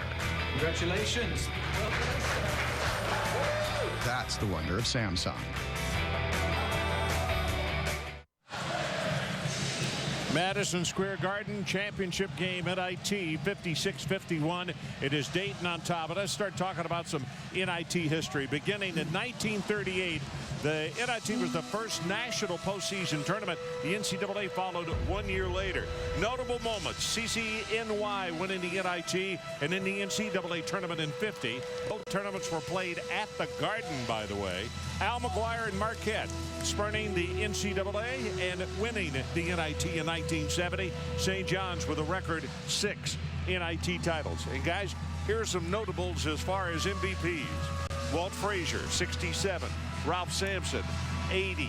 Reggie Miller, 1985. You got some favorite ones that we don't have on there? Well, I'm thinking back when I was a kid. Of course, Tom Gola won at LaSalle. And 53, Richie Regan was my old boss. They won here. And, of course, you were a youngster. You have a pretty vivid one, too. 1973, Bobby Stevens for Virginia Tech hit the shot that beat Digger Phelps's pretty good Notre Dame team in Digger's second year at Notre Dame here at the Garden. Balls in the air. I started to say the New York Post, you said during the timeout. They even had a shot of the ball in the air. I remember that. 1973. You guys think this is going to be the last one we're going to do? I think it could be if they go to 96. I'd hate to see it happen because playing in the Garden at the end of the season, Ron, is still magical to me. And, judging by these two teams, the way they played this tournament, there's a lot of good ones out there. That's his shot.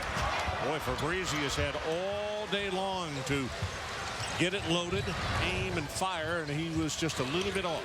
And still only 1 turnover for Carolina this half. Pretty solid. Here's Zeller.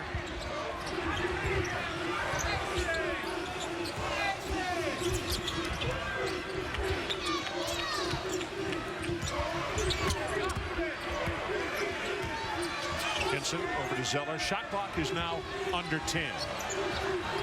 Drew dishes and a foul. 4 seconds on the shot clock when the foul occurred. And it looks as though it's going to be Lowry who will pick it up. Well, Lowry should have forced Drew into the screen. He peeked at the screen and Drew just had the little blow by, Bill. You notice, though, good passes come when guys cut well, too. Yes. I mean, you can be left hanging out there. And it's a great point you make because, what was it, Woody Durham, their great announcer for Carolina, Ron, said about Larry Drew, he really absorbs a lot of criticism. And, as much as the point guard. He said he may be the most criticized Carolina player that he can remember, and he's been there, 39 years, I think? And we were asking him how many events he's done. Yeah. And, over 1,300 basketball games. His winning percentage is over 77%. And in football and basketball together, Woody has done over 1,700. So, well, what he was alluding to is a lot of times the mistakes that maybe look like mistakes that Larry Drew has made this year, maybe because of guys being in the wrong spot or not making shots. Yep. And there, pretty good defense caused the turnover. Not a bad angle, but maybe not the kind of entry that Williams should have made. This guy actually, right there at Larry Drew, the second.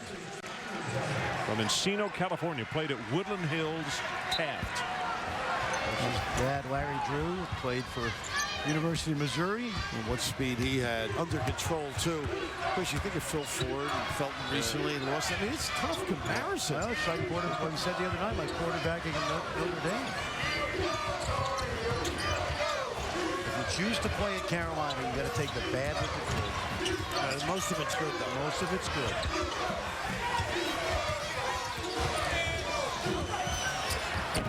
Graves did everything but get it to go down.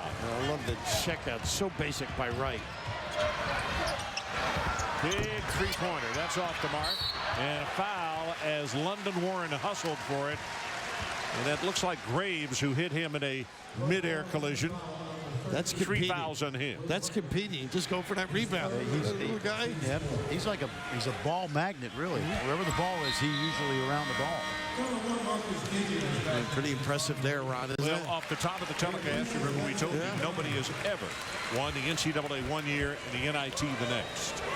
And Carolina has an opportunity. People say, well, they really didn't want to. Let me tell you something. They almost didn't make it into the NIT field. And Roy Williams told us when they came for their shoot-around on Monday or Tuesday, he just said, hey, we were sitting there sweating it. There were, what, 4 teams left. They were afraid they weren't going to make it. Well, they made the most of it. So have Dayton as well. I think if Roy Williams was playing tiddlywinks, he's a competitor. He'd want to win. A putt-off. He wanted this team to get an opportunity. This is 3 more weeks of practice and play in 5 games as that shot rings in and out. Here comes Strickland. Over to Ginyard. Well, cross court, they had an open look for Graves.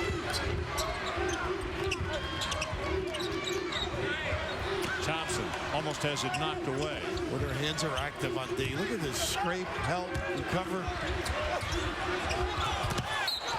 Graves, the cutter, and he was fouled on the way to the basket. Yeah, Paul Williams trailed the cutter. NCAA Women's Championship presented by Capital One continues Sunday. Final 4 action. 7 o'clock Eastern is Oklahoma against the Stanford Cardinal. 9 o'clock Eastern, it will be Baylor against the UConn Huskies. Coverage begins with the NCAA Women's Final 4 special. And folks, that begins at 6:30 Eastern Time.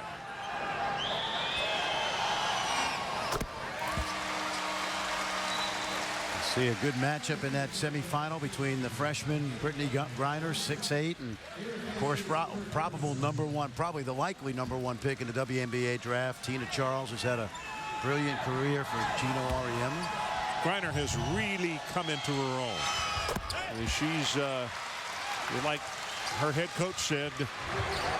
Kim said she just decided, hey, I'm going to be me and I'm going to play my style of basketball. And that's a load when you're 6'8" and know what to do with it. There's that run and jump, but I did to rough, but boy, they really sprung it, but good control by Dayton. 3-pointer there. Gordy had gotten it down to 2 points, and just like that, it's back to 5. 19 points for Marcus Johnson. How about the job Chris Wright has done tonight off the bounce? What a great play that was. And the counter, boy, you can't leave him open. Graves has been tough from the get-go. Tell you what, he keeps shooting like that, he's going to dig some graves tonight for the Flyers. Here comes Carolina. Strickland decides to slow it down.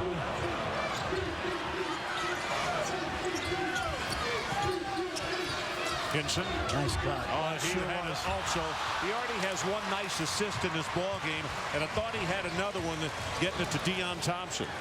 Got to finish that one, don't you? That's that little slice cut that they run, back screen.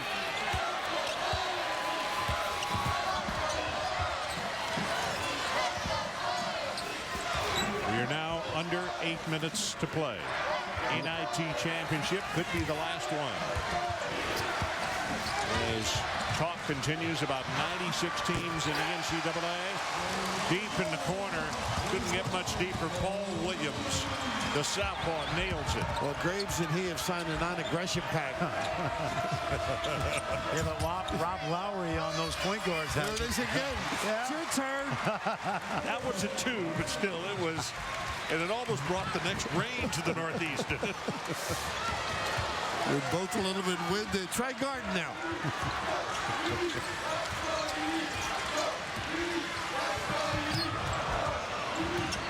trying for the steal, barely missed it. Another distance job off the mark, tipped around, and it's going to be taken away because two Carolina players were playing volleyball with it instead of taking it down strong. Wow. Chris Wright smelled blood on that as well. Anything loose. Watch these Dayton Flyers, huh? Paul Williams has got 14 points. What you're going to say, watch your wallet around Chris Wright. Talking about Paul Williams, his ability from deep. That little stroke of his has been set up by a little drive, draw, and deliver. And Graves, you guard me, I won't guard you. Nylon.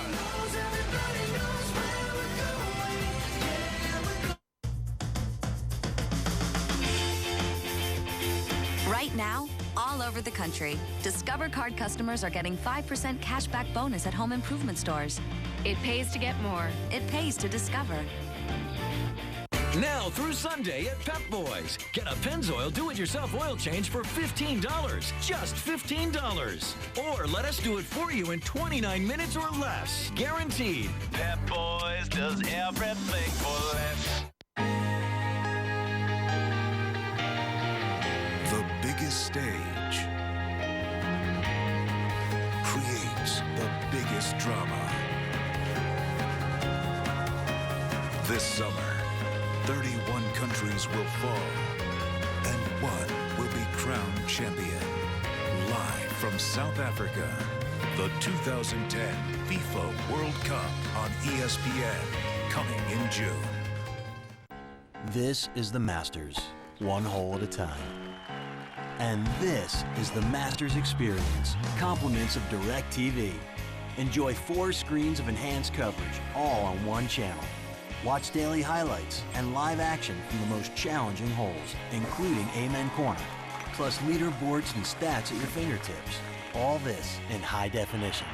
Amen to that.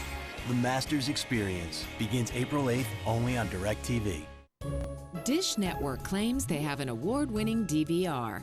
But what they don't tell you is that DirecTV's high-def DVR has 80% more recording space.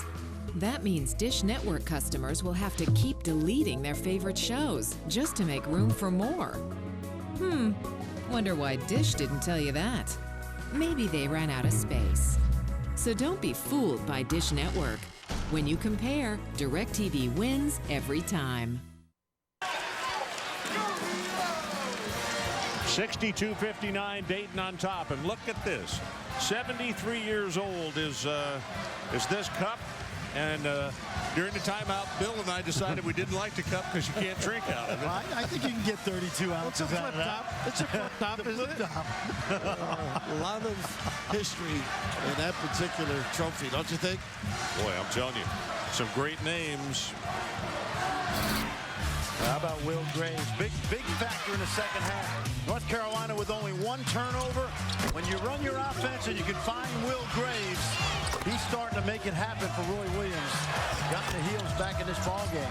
For the Tar Heels, Williams 14 points, 4 of 7 from 3, and Graves 19 points, 5 of 8 from beyond the arc. It's much better organization. They know where people are, and as we mentioned, the ability to cut and the timing on the delivery has been much better for Roy Williams. And by the way, how good does your point guard look when guys are making shots, too? That's true, too. You know what I mean? You're right.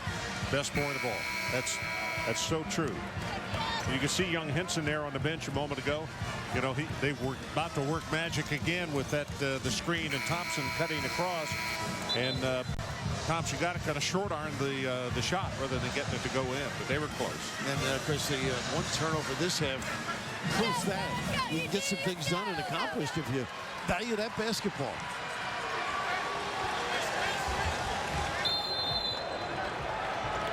Lowry to pull the trigger. Marcus Johnson. They had it there, right? If they wanted it within yard. That's not their first option, though. Hillsman wants to take it toward the baseline. Lowry for 3. Nope. Nice rebound. And look at this kid. Injured and Chris all. Johnson. Yeah. They've been solid. That's the Flyers' MO all season long. They have that Michigan State-like approach on the offensive glass. And Hillsman didn't take a bad shot. That's how they got that look and, of course, a chance. Chris Johnson. He's got 5. Only played 5 minutes in the first half. Injured his hip.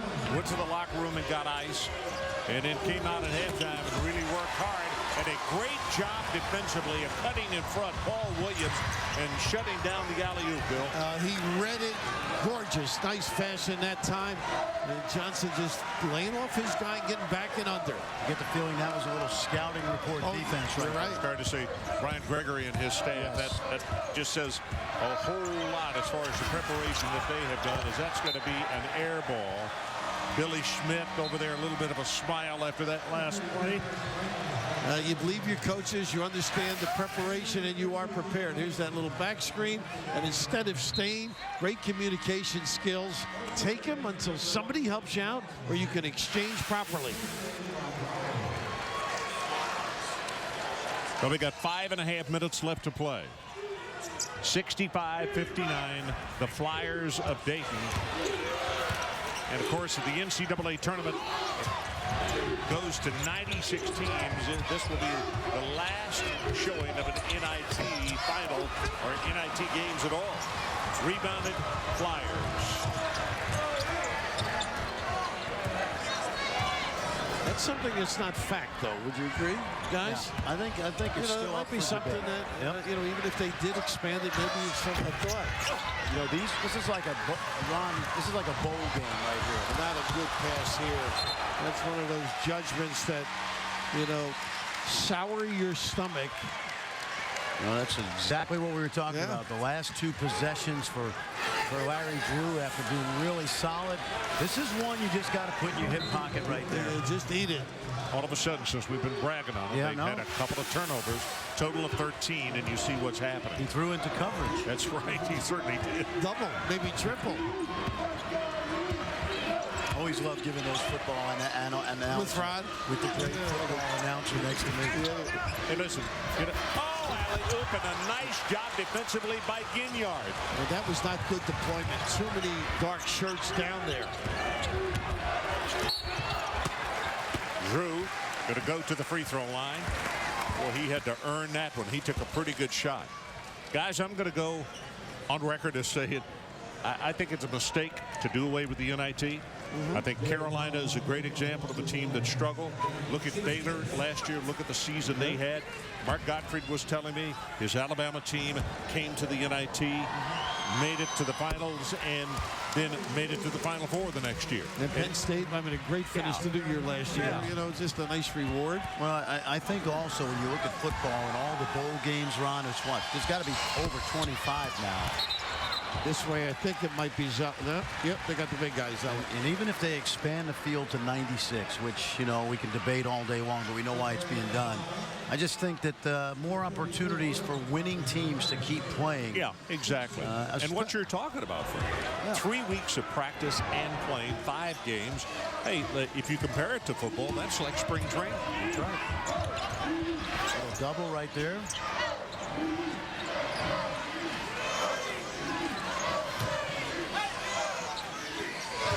Plus the fact that I worry about regular season. And all these people got to fill these gigantic arenas. Little blow by, if I may use it. I love it. Blow by, if I warn. He can plug it in. I like his better, Ron. Oh, I do too. I'm sorry I said that. I tried that the other night. It doesn't work. Mine sounded weaselly, didn't it? No patent on that. No copyright. Oh, of course there is. He'll say ugly things to me all the way back to the hotel. Oh, my goodness. Graves again. He's got 5 3. And he also has his ball club back in the ballgame. They're only down by 4. You know, win or lose, he's going to be a senior next year. How good will he feel coming out of a game like this, going into starting to work on his game in the spring and summer? Listen to this Dayton crowd coming alive. Another three-pointer, and this one by Chris Johnson. And the Flyers are saying that you can do, we can do better. 70-63. And they did it off a set play to a little staggered double screen for a deep jab. Ginyard back out of the... He's out of bounds. That's the only way you can stop him. See, if someone had just handed him a bench pass, he could have shot from there. He would have been legal. Dayton, 11 out of 33s. And Ron, you were saying how meaningful this tournament is, and why not? Thompson excited. Roy with the beautiful blue look and explanation by Burr, and all for an ancient little piece of metal. 73 years. We're part of nature, and as we destroy nature, we destroy ourselves. It's a selfish thing to want to protect nature. I never intended to be a businessman. We made the world's best climbing equipment out of here. We realized that putting in and taking out of all these pitons was causing damage to the rock. So I made these little soft aluminum chocks that you just put in with your fingers. And I'm a dam buster. We've been working for years to take this dam out. The reservoir behind it is only 4 feet deep. The water gets real warm, kills a lot of the life in the river. When you take out a dam, that's a real victory. I mean, a concrete victory, so to speak. I get an idea to do something. I like to take the first step. If that feels good, I take another step. To do good, you actually have to do something. No matter what you want to do, Members Project from American Express can help you take the first step. Vote, volunteer, or donate at takepart.com. Hot Tub Time Machine is the #1 comedy in America. Oh, good. It's so stupid, it's brilliant. Yes, I have a minor learning disability. Wow! The funniest comedy in years. You're married. She's 9 right now. Hot Tub Time Machine. Can we go today? Can we go right now? Rated R. Lexmark presents the Ink Monsters. The Moolah Sucker. Diabolically expensive printer ink that empties your pockets with every drop, devouring your budget. Outsmart Evil Ink. The award-winning Lexmark professional touchscreen all-in-ones with the world's lowest black ink cost. Just $4.99 for a 500-page cartridge. So long, Ink Monsters. Lexmark. Go way beyond printing. Buy Sherlock Holmes on Blu-ray and get closer to the action. Watch the movie with director Guy Ritchie, plus over 3 hours of bonus features. Buy Sherlock Holmes on Blu-ray and rent it with Movies on Demand. 2:59 left in our championship game. Dayton on top, 70-63. And ESPN is your NBA destination on Friday night. Listen to this doubleheader. 8 o'clock Eastern, Joe Johnson and the Hawks take on LeBron and the Cavaliers. And then at 10:30 Eastern, Deron Williams and the Jazz face Kobe and the Lakers. Now, coverage will begin with the Kia NBA shoot-around at 7:30 Eastern Time. Ron Franklin, Bill Raftery, and Fran Fraschilla coming to you from Madison Square Garden. And what a lot of people are beginning to say, if we do have the increase in the NCAA tournament, that this will be the last NIT championship game that we will see. The oldest of the tournaments in this country. Most people don't realize that. Right now, full court pressure, Fran. See if they trap it. Yes. Well, nice job of breaking it. Oh, the little slide by. Who was right there? Chris Johnson. Wow. Smart. Don't foul. Yeah. No, that's exactly right. A little Ginobili move by Chris Wright. Chris Wright's really impressed me today with his ability to handle the ball in space. Three-pointer, too hard off the back iron. And a good job by Drew, though, finding his guy. Hey, Ron, you may not remember this, but 1968, this building opened, and that was the year Dayton won it. That's right. They may win it. They may win the last NIT in here. That was just a little bit off the mark. They got a 9-point lead with 2 minutes and 17 seconds left to play. If they're going to win it, they got to play this guy. They got to know where Graves is. Goodness. Graves, number 6. Whew. Wow. They will be burying the memory of the championship if they leave him alone. Career high for him. 25 points, 6 3-pointers for Graves. We'll be right back.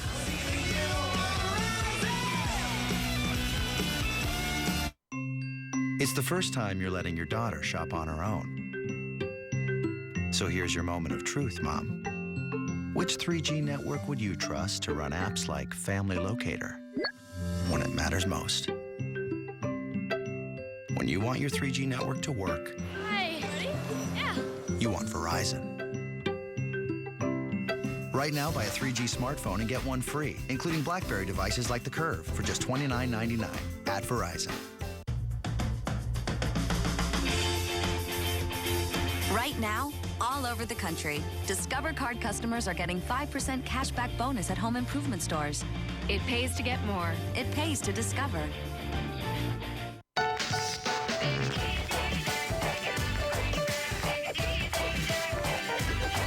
The energy drink for your feet. With ZigTech, I get more train, less pain. Three-pointer out front.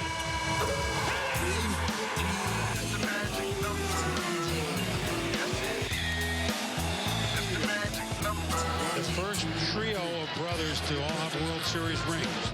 Faith and hope and charity. Get in here! You get 3. That's the magic number. 3. Soon 3 will mean even more to sports. Well, the Tar Heels trying to maintain a decent distance here. They're down by 6 points, but one of the difference makers, guys, has been Chris Johnson, who was injured in the first half, and he has come back pell-mell. Well, the sophomore, he first goes out here. He runs over the Carolina defender, so we don't see him for the rest of the first half. But he has caught fire in the second half. You just love his energy, his effort, and that ability to knock down the deep one. They seem to have somebody pick them up each time.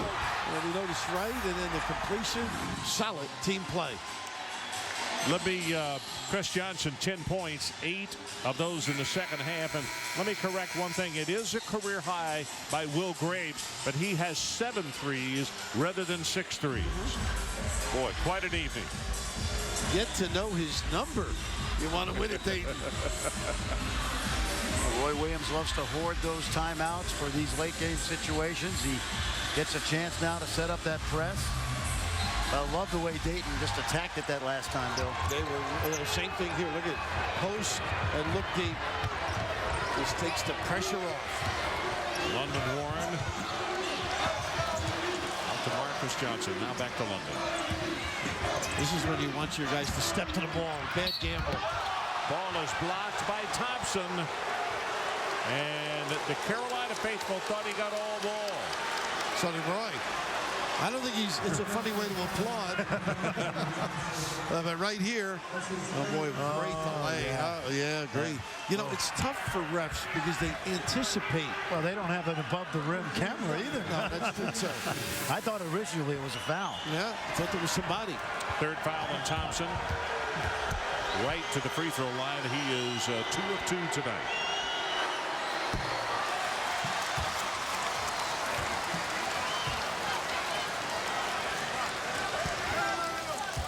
One minute, 53 seconds left.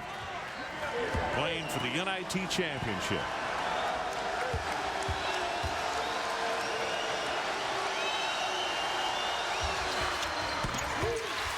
They got a lot of playmakers, don't they? And yeah, look around the floor, Johnson that time. Billy, what's amazing is with him on the bench in the first half, Chris Johnson only played 5 minutes, that so many other people just stepped forward. And step forward mightily. Well, and why not? Because they play 11 guys the whole year, right. you know? So that's right. The turnstile system certainly pays off in situations like this. There's confidence. Yeah. Inside of a minute and a half left in the ball game. And Dayton doing the wise thing, trying to burn as much clock now on each possession as they can with a 73-67 lead. And Marcus Johnson, one of those guys we mentioned, just handles it, makes some good decisions, makes shots. Well, this Johnson & Johnson on this team, they may not have the inventory or the stock appreciation, but their stock at home has gone up. You might say they definitely have been the Band-Aid that has counted as far as the Flyers are concerned.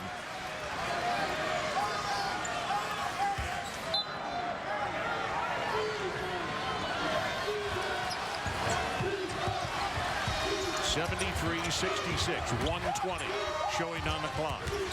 Strickland, the ball is tipped by London Warren. Hand in the passing lane, alert, you know, just enough.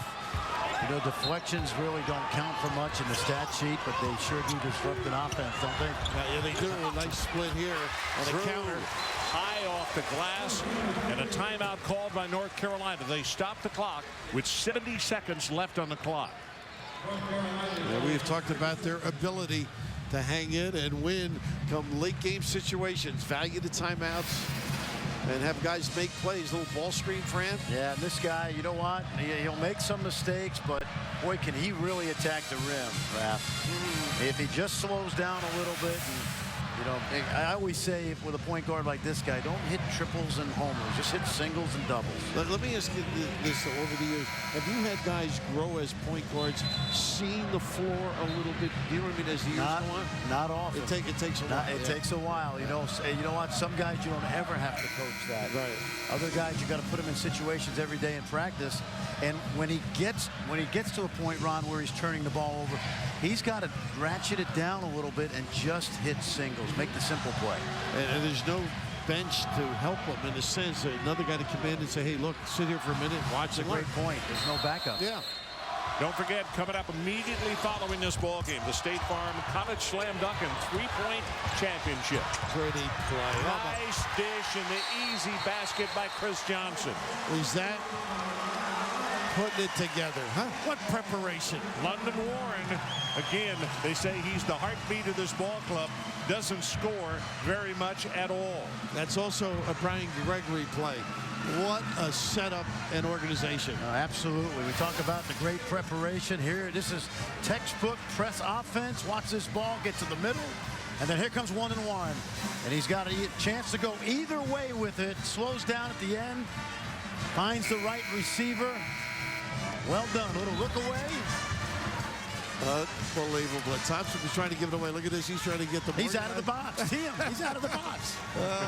He's not out of his mind. He's out of the box. Billy Schmidt alongside of him there. He's Billy Schmidt. He's giving some last-minute instructions.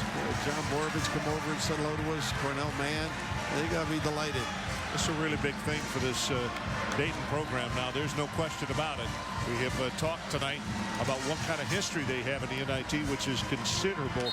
But to have won the first, as Fran pointed out, and now an opportunity to win what could be the last is really a piece of history that is a nice thing to have in your trophy case. Oh, absolutely. And of course, it means so much in the sense of accomplishment for a young group.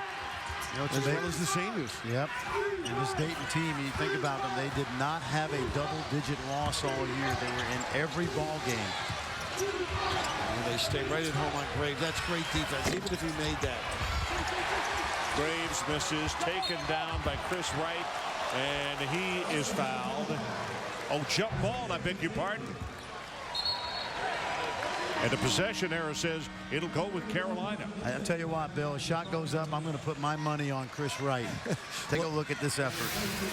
What did you think of him bringing the ball to his belly, though? Like right here. Well, you know, maybe he knows there's a jump ball. And maybe he's a smart enough player to know that the possession arrow is. You want to give him that much credit? You know, good for you. You might listen. You try to get. He must be a good friend of his dad's. I used to tell guys in huddles, it's our ball. I'd rather you not throw it away. Don't turn it over. Just hold it. I want to give him that credit, even if he didn't do it that way. Well, since they're ahead, I'll stick with you. There again. That wasn't their ball there. He brought it to his body. What are we going to say there? Paul Williams. Ginyard picks up the He's a sophomore. He'll learn. 47.1 seconds left in this one, and it's a 1-and-1 situation. Hey, by the way, Ron, you know, Brian Gregory was mentioned for the Iowa job, and they hired a terrific coach in Fran McCaffrey. One of the things he mentioned was they wanted me to interview before my season ended. And all I know is the University of Dayton has a heck of a basketball coach. Oh, they do, and they know it. Third straight 20-win season. They average 12,000 fans a game. Ron, you know about UD Arena? Yeah. It's a terrific basketball program, and he's got a great recruiting class coming in. I've got a rule for you. Yeah. I don't think schools should be permitted to talk to any coach whose team is still active, football or basketball or any sport. I like it. You know, because it's all about the kids, and they're deprived of having a guy get an opportunity to coach them until the conclusion. And it's supposed to be about the student athlete. Inside of 40, three-pointer, in and out, won't go. Taken down by Marcus Johnson of Dayton. And Graves with the giveaway. You see who the head coach is pointing back at, saying, way to go, London Warren. Now this Dayton crowd beginning to come up, and they realize with a 9-point lead and 30.8 seconds left, and a couple of chances at the free throw line, they are just a couple of heartbeats away from winning this NIT championship. One of his pals behind the bench there, Lawrence Frank, I noticed. I think they were together with Kevin O'Neill at one time. That's right. Billy Schmidt also, the assistant coach, is a Lawrence Frank guy, going back to the Tennessee days with Kevin O'Neill. Now, the disappointment of 3 weeks ago is erased. It's eradicated. That's what Ron always says every year, right? You get through that first win of the NIT, you start thinking about New York. Teams win the first game, and all of a sudden they say, hey, this might be worth it. We can have a lot of fun here and win some hardware. Graves, who has been spectacular. Another three-pointer on the way, won't go, and that'll just about do it. Fouled in the backcourt, and it's going to be Chris Johnson going to the free throw line. 16.2 seconds left. What's that restaurant in Dayton? The Pine Room or something? That'll be jumping tonight. Great steakhouse. Presidents have visited. Look at this euphoria, and once again, when you do lose, it sets in. Very tough to deal with. You know, the other thing that has to be extremely rewarding for Brian, when you play as many kids as he does, everybody totally feels a part of this championship, don't they? It's a great system, really. If you can make it work, you have a lot of even talented players, which they do. And no question, talk about team chemistry and morale all season. When they buy in, you've got it going. You don't look at minutes, you look at we. What can we do? Yep. And how good are the practices? Oh, right? Absolutely. Maybe I'll get a couple more minutes if I outdo my teammate. If I rip the other guy's neck off, I might play 2 more minutes. Chris Johnson just came out of the game to a standing ovation, as did Paul Williams. Coming out is Thompson for North Carolina. He and Ginyard, Ron, they've had a great career at North Carolina. Really have. Yep, they really have. I love to see the staff, too, on the other end. They know guys have worked hard. Things didn't work quite their way. Steve Robinson, Joe Holiday, Jared Hess, C.B. McGrath. Lost out of bounds. It'll be Dayton basketball with 9.9 seconds on the clock. North Carolina has a terrific recruiting class coming in with Harrison Barnes, Reggie Bullock, and Kendall Marshall, and some good young talent to go along with them. Of course, some of these guys, I see Mark Campbell out there, met his dad over the years at a Raleigh. Kids getting a chance to show something. Here's Gallagher, another guy. They work hard doing the scout team, doing the drills. You know that. Very important aspect for the morale of a team. London Warren just going to stay in the backcourt. Thornton comes over to apply a little bit of pressure, and the ball goes in the air, and it's the Dayton Flyers winning the championship of the NIT 79-68 over the North Carolina Tar Heels.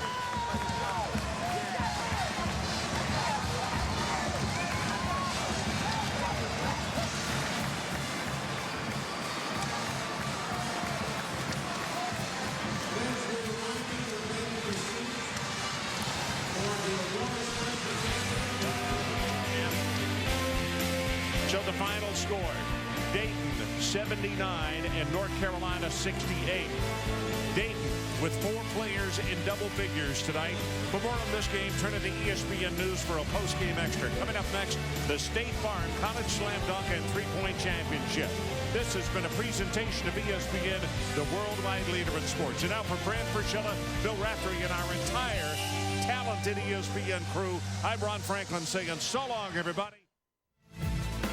Indianapolis, a city known for its famed track and racing tradition. A place where drivers chase the checkered flag and the greatest spectacle in racing. Tonight, It plays host to the nation's top seniors as they look to rev up their engines one last time by raining threes and rocking rims. Cut to the back. Oh, what a play. Long three. You've got to be kidding. Oh, wow. He is just lighting it up.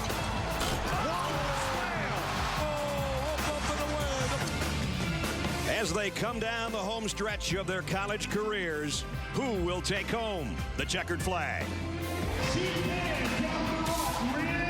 We are here in the city of the Final Four, Bracket Town, and the Indiana Convention Center. Of course, your brackets all come to a close on Monday night. But now it's time for the 22nd annual State Farm College Basketball Slam Dunk and Three-Point Shooting Championship from the Indiana Convention Center. It's become as much a part of the Final Four as the games themselves. And we welcome you, everybody, to Indianapolis. I'm Brad Nutzler with Jimmy Dykes. You know, this has become a tradition. My partner and I have done this a lot of years, and part of the tradition is also the fact that we get to pick our favorites. So we're going to get right to it. We're going to start with the dunkers, first of all. And I'm going to take Marcus Blakely from Vermont. The reason being, three-time America East Defensive Player of the Year, and he had a couple of throwdowns in their conference tournament that were Sports Center highlights. I know one thing. He's got a better elevator than we've got in our hotel. I like your pick. But I'm going with Gerard Anderson from Cal State Fullerton, an all-Big West performer with a 39-inch vertical. Already a YouTube sensation for his high-rising ability. He is my pick in the slam dunk competition. All right, let's start with the three-point shooters for the women. I'm going with Taylor Lilly.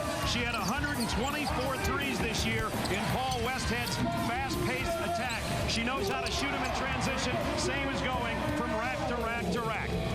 I've got to stay in the SEC with Meredith Marsh from Vanderbilt. Vandy's all-time leader in made threes. I like kids that can dial it from distance. Her first made field goal ever in the college game was from half court. I love her distance ability in the three-point shooting competition. Let's talk about the men. Smallest guy in the event is Jerome Randall, and he was one of the highlights in a kind of an off year for the Pac-10. Pac-10 Player of the Year. Very confident. Had over 93s this year. He lifts weights before every shooting event. I like the kid.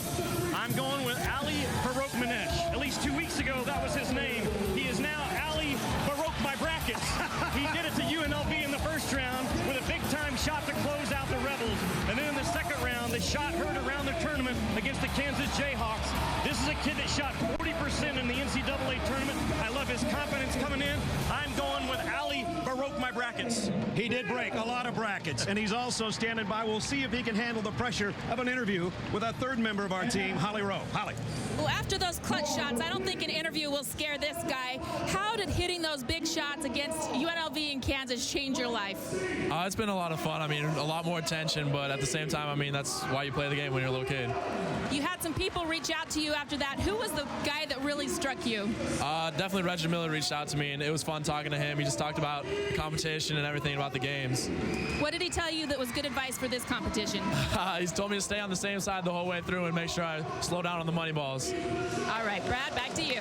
We'll see if that advice pays off as we get set for the Built Ford Tough Men's Three-Point Shooting Championship. Here's our contestants: Ryan Whitman of Cornell, Jason Bahana of Wisconsin, Jerome Randall of Cal, and Michael Roll of UCLA from the Pac-10, Jermaine Beal of Vanderbilt, Eric Hayes, Maryland, Roman Martinez of New Mexico, and the aforementioned Ali Baruch my bracket, Baruch-Manesh of Northern Iowa. Let's take a look at the rules. 8 competitors, 60 seconds a round, half the field eliminated in each round. There's 5 stations, 5 balls a rack, 4 regular, and then the money ball that Ali was talking about. And of course, that one's worth 2. Money ball must be the last shot that you take from each rack. So the first contestant has got a familiar last name, Whitman, Ryan Whitman.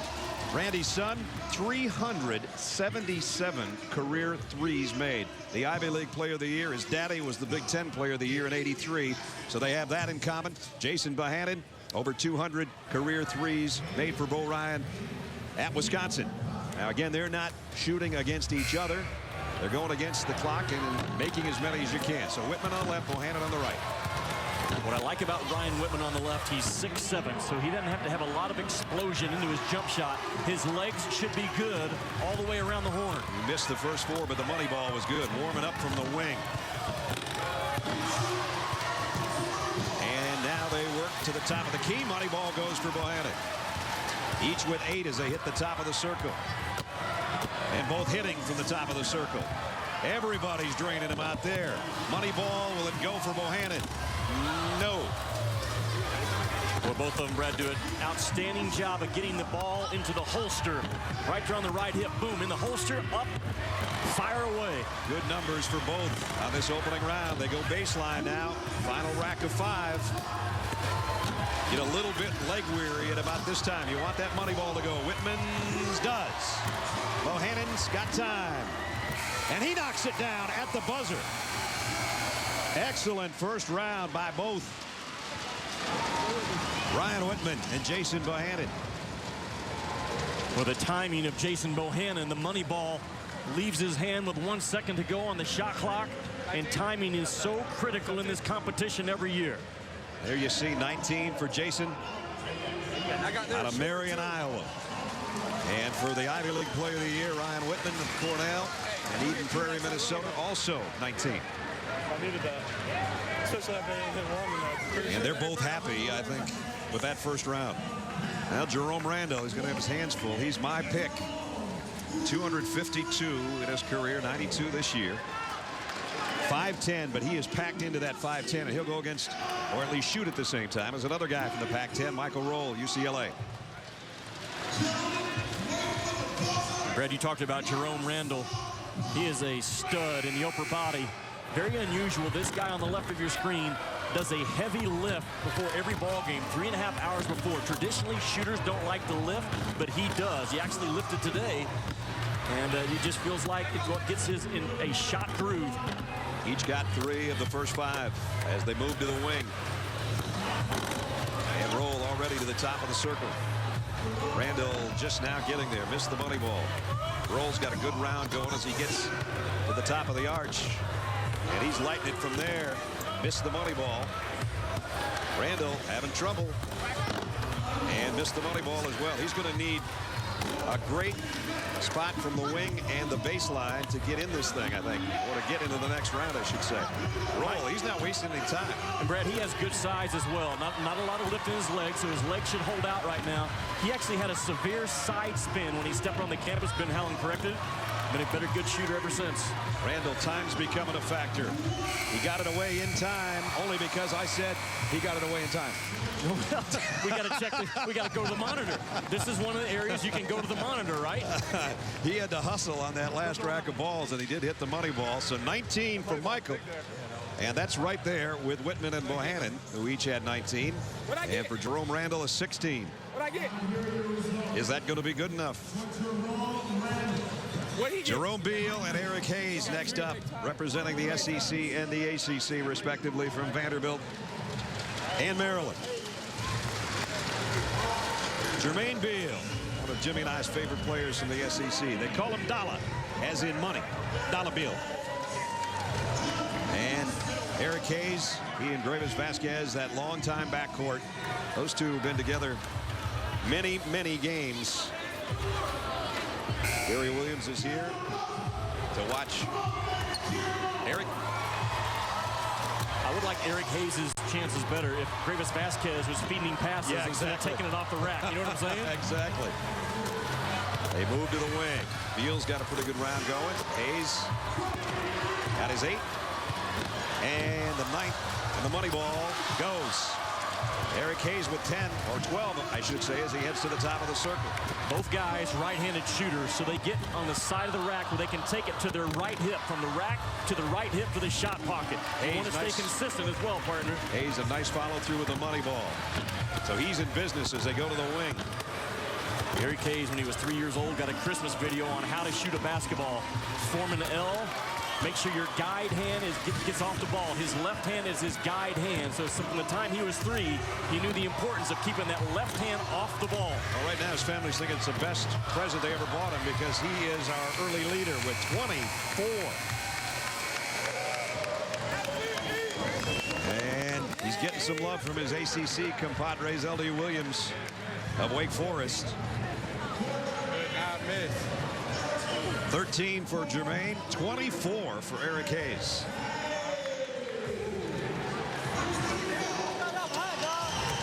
15 for Jermaine Beal.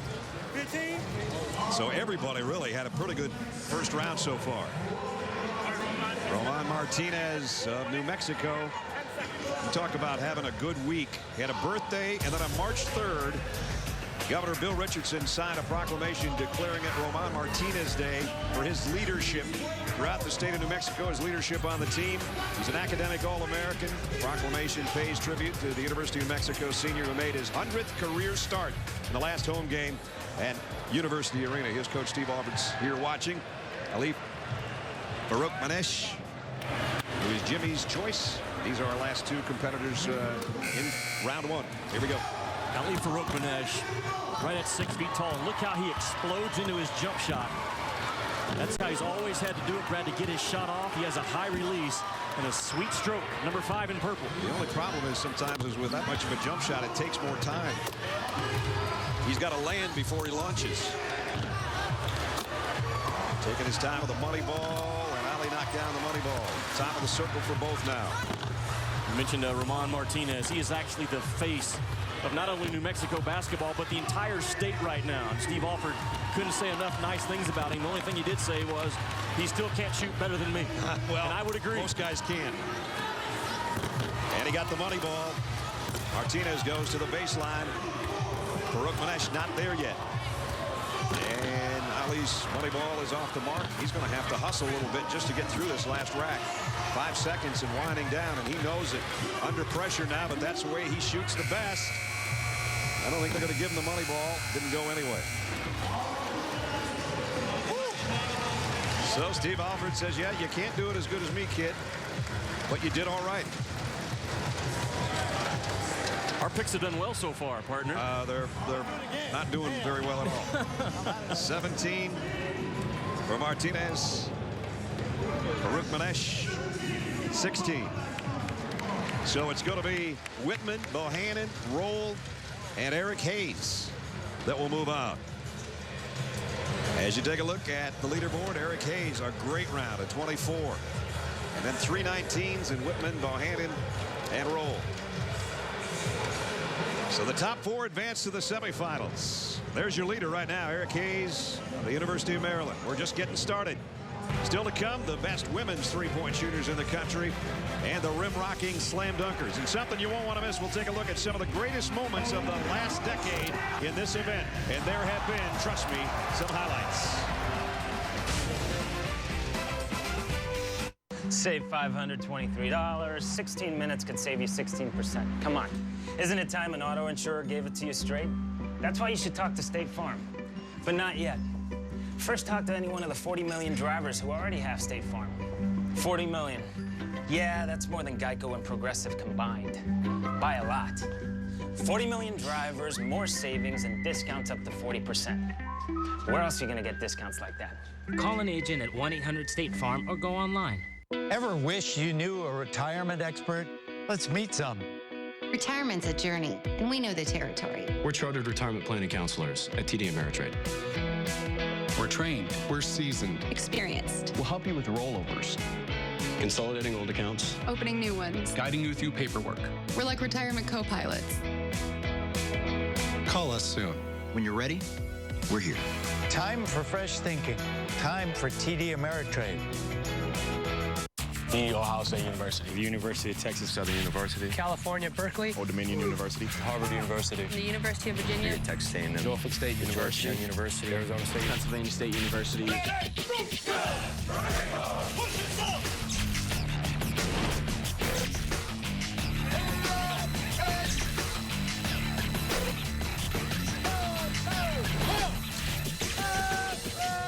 few, the proud, the Marines. Okay, so every truck out there is trying to spin, bend, slice the stats their way. They're claiming the best this, the highest that, the most of something else, blah, blah, blah. Yeah, whatever. Look, here's the most important stat of all. For the 33rd straight year, more people put their hard-earned money on a Ford F-Series pickup than any other truck. Ford F-150, Ford Super Duty, the best-selling truck for 33 years. ESPN Advanced coverage of the 22nd Annual State Farm College Basketball Slam Dunk and Three-Point Championships is brought to you by State Farm, America's #1 car insurance company. Find an agent or get a quote at statefarm.com. Like a good neighbor, State Farm is there. And in part by Ford F-Series, America's best-selling brand of trucks for 33 years straight. Built Ford tough. And TD Ameritrade. Indianapolis, home of the Indy 500, and a great host city for the Final Four and the 22nd Annual Slam Dunk Three-Point Championship. We're at the Indiana Convention Center. Great crowd on hand after a beautiful day today of about 80 degrees. Right now it's time to take a look at tonight's Built Ford Tough Spotlight.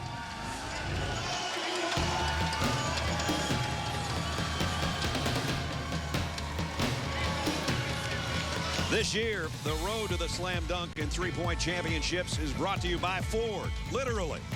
For the first time ever, the championships are being built extra tough, courtesy of Ford trucks. As one of the most exciting events in college basketball, power and innovation are nothing new, but there's no question that the MVP and undisputed workhorse in this year's championship is the Ford F-150. And there it is down in the far corner. Jimmy and I came in about 2 hours ago, and we both looked at each other and went, sweet truck. I'd like to have one of those. Our Built Ford Tough men's three-point shooting championship semifinals. Here's the lineup. Michael Roll from UCLA, Jason Bohannon, Wisconsin, Ryan Whitman of Cornell, and Eric Hayes, who had 24 in round one from Maryland. So we got the Pac-10, the Big Ten, the Ivy, and the ACC set to go in the semifinals. And Michael Roll is up first. Michael, a California native, as he said to us yesterday, born and raised. Averaged over 14 points a game this year.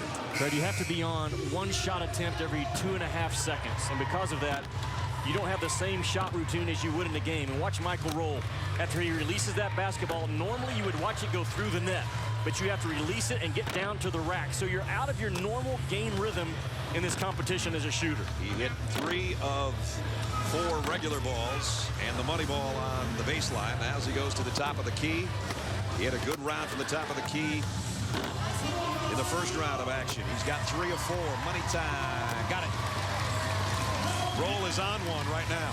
And you watch his feet. He's only coming up about 3 or 4 inches off the ground. He's landing in the same spot. So he is in a very comfortable groove in this building. Money gone. Michael Roll is rolling. Let's see how he does on the baseline. Final 5. Missed the first 3. Money ball, this could be really big. And it rimmed out. So he was doing great till he got to the right baseline. He thought he would have the leg strength, and the shot release looked good all the way around. I tell you what, in that far corner where he struggled, shooters are shooting directly into the lights. And that was a real concern for all these men and young ladies in the pregame warm-ups. I talked about the routine that you go through as a game shooter and in this competition.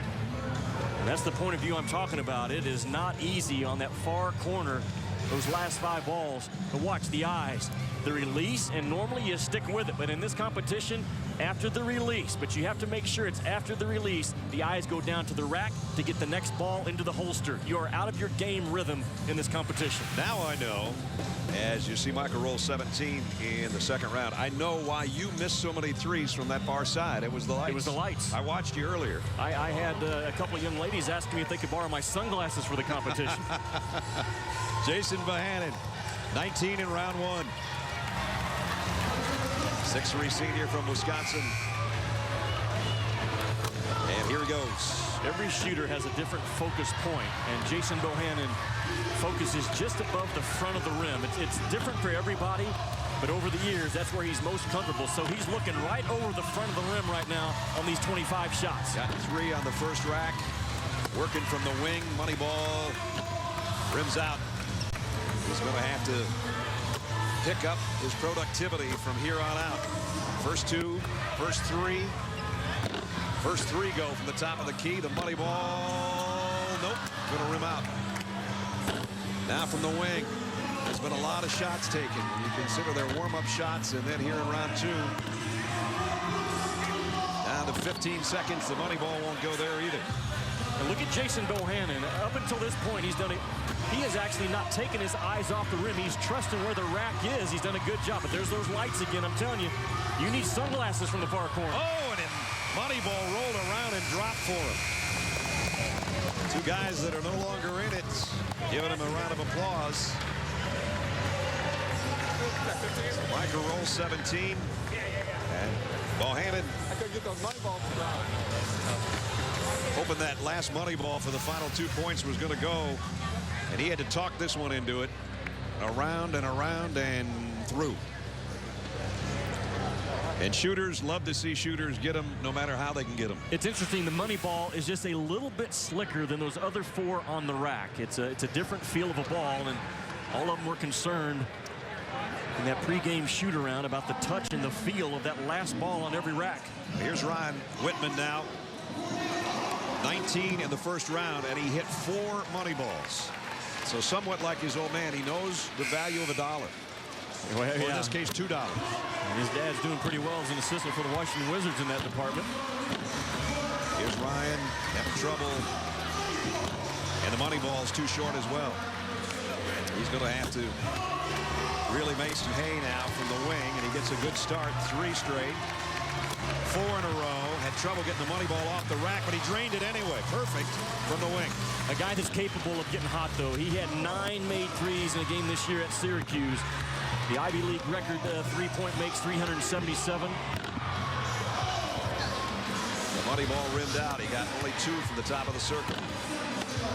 He shoots it a little bit in front of his face. He actually loses vision of the rim right when the ball gets to the high point. Right? Boom, there, just for a split second, he'll lose vision of the rim and then come back at it once the ball gets above his head. Got the first one, missed number 2 and number 3. 4 goes out. This money ball could be huge, and he knocks it down. So again, the money ball was his friend a couple of times when he needed it.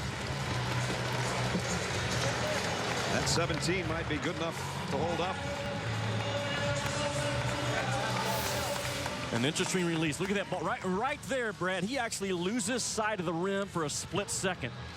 If I'm teaching shooting, I get that ball to the right side of his face just a little bit so that doesn't happen, but he's done it all his life. He has a great groove, and it just you know, that height again is such a big key as a shooter on the perimeter. 17 in the second round for Ryan Whitman.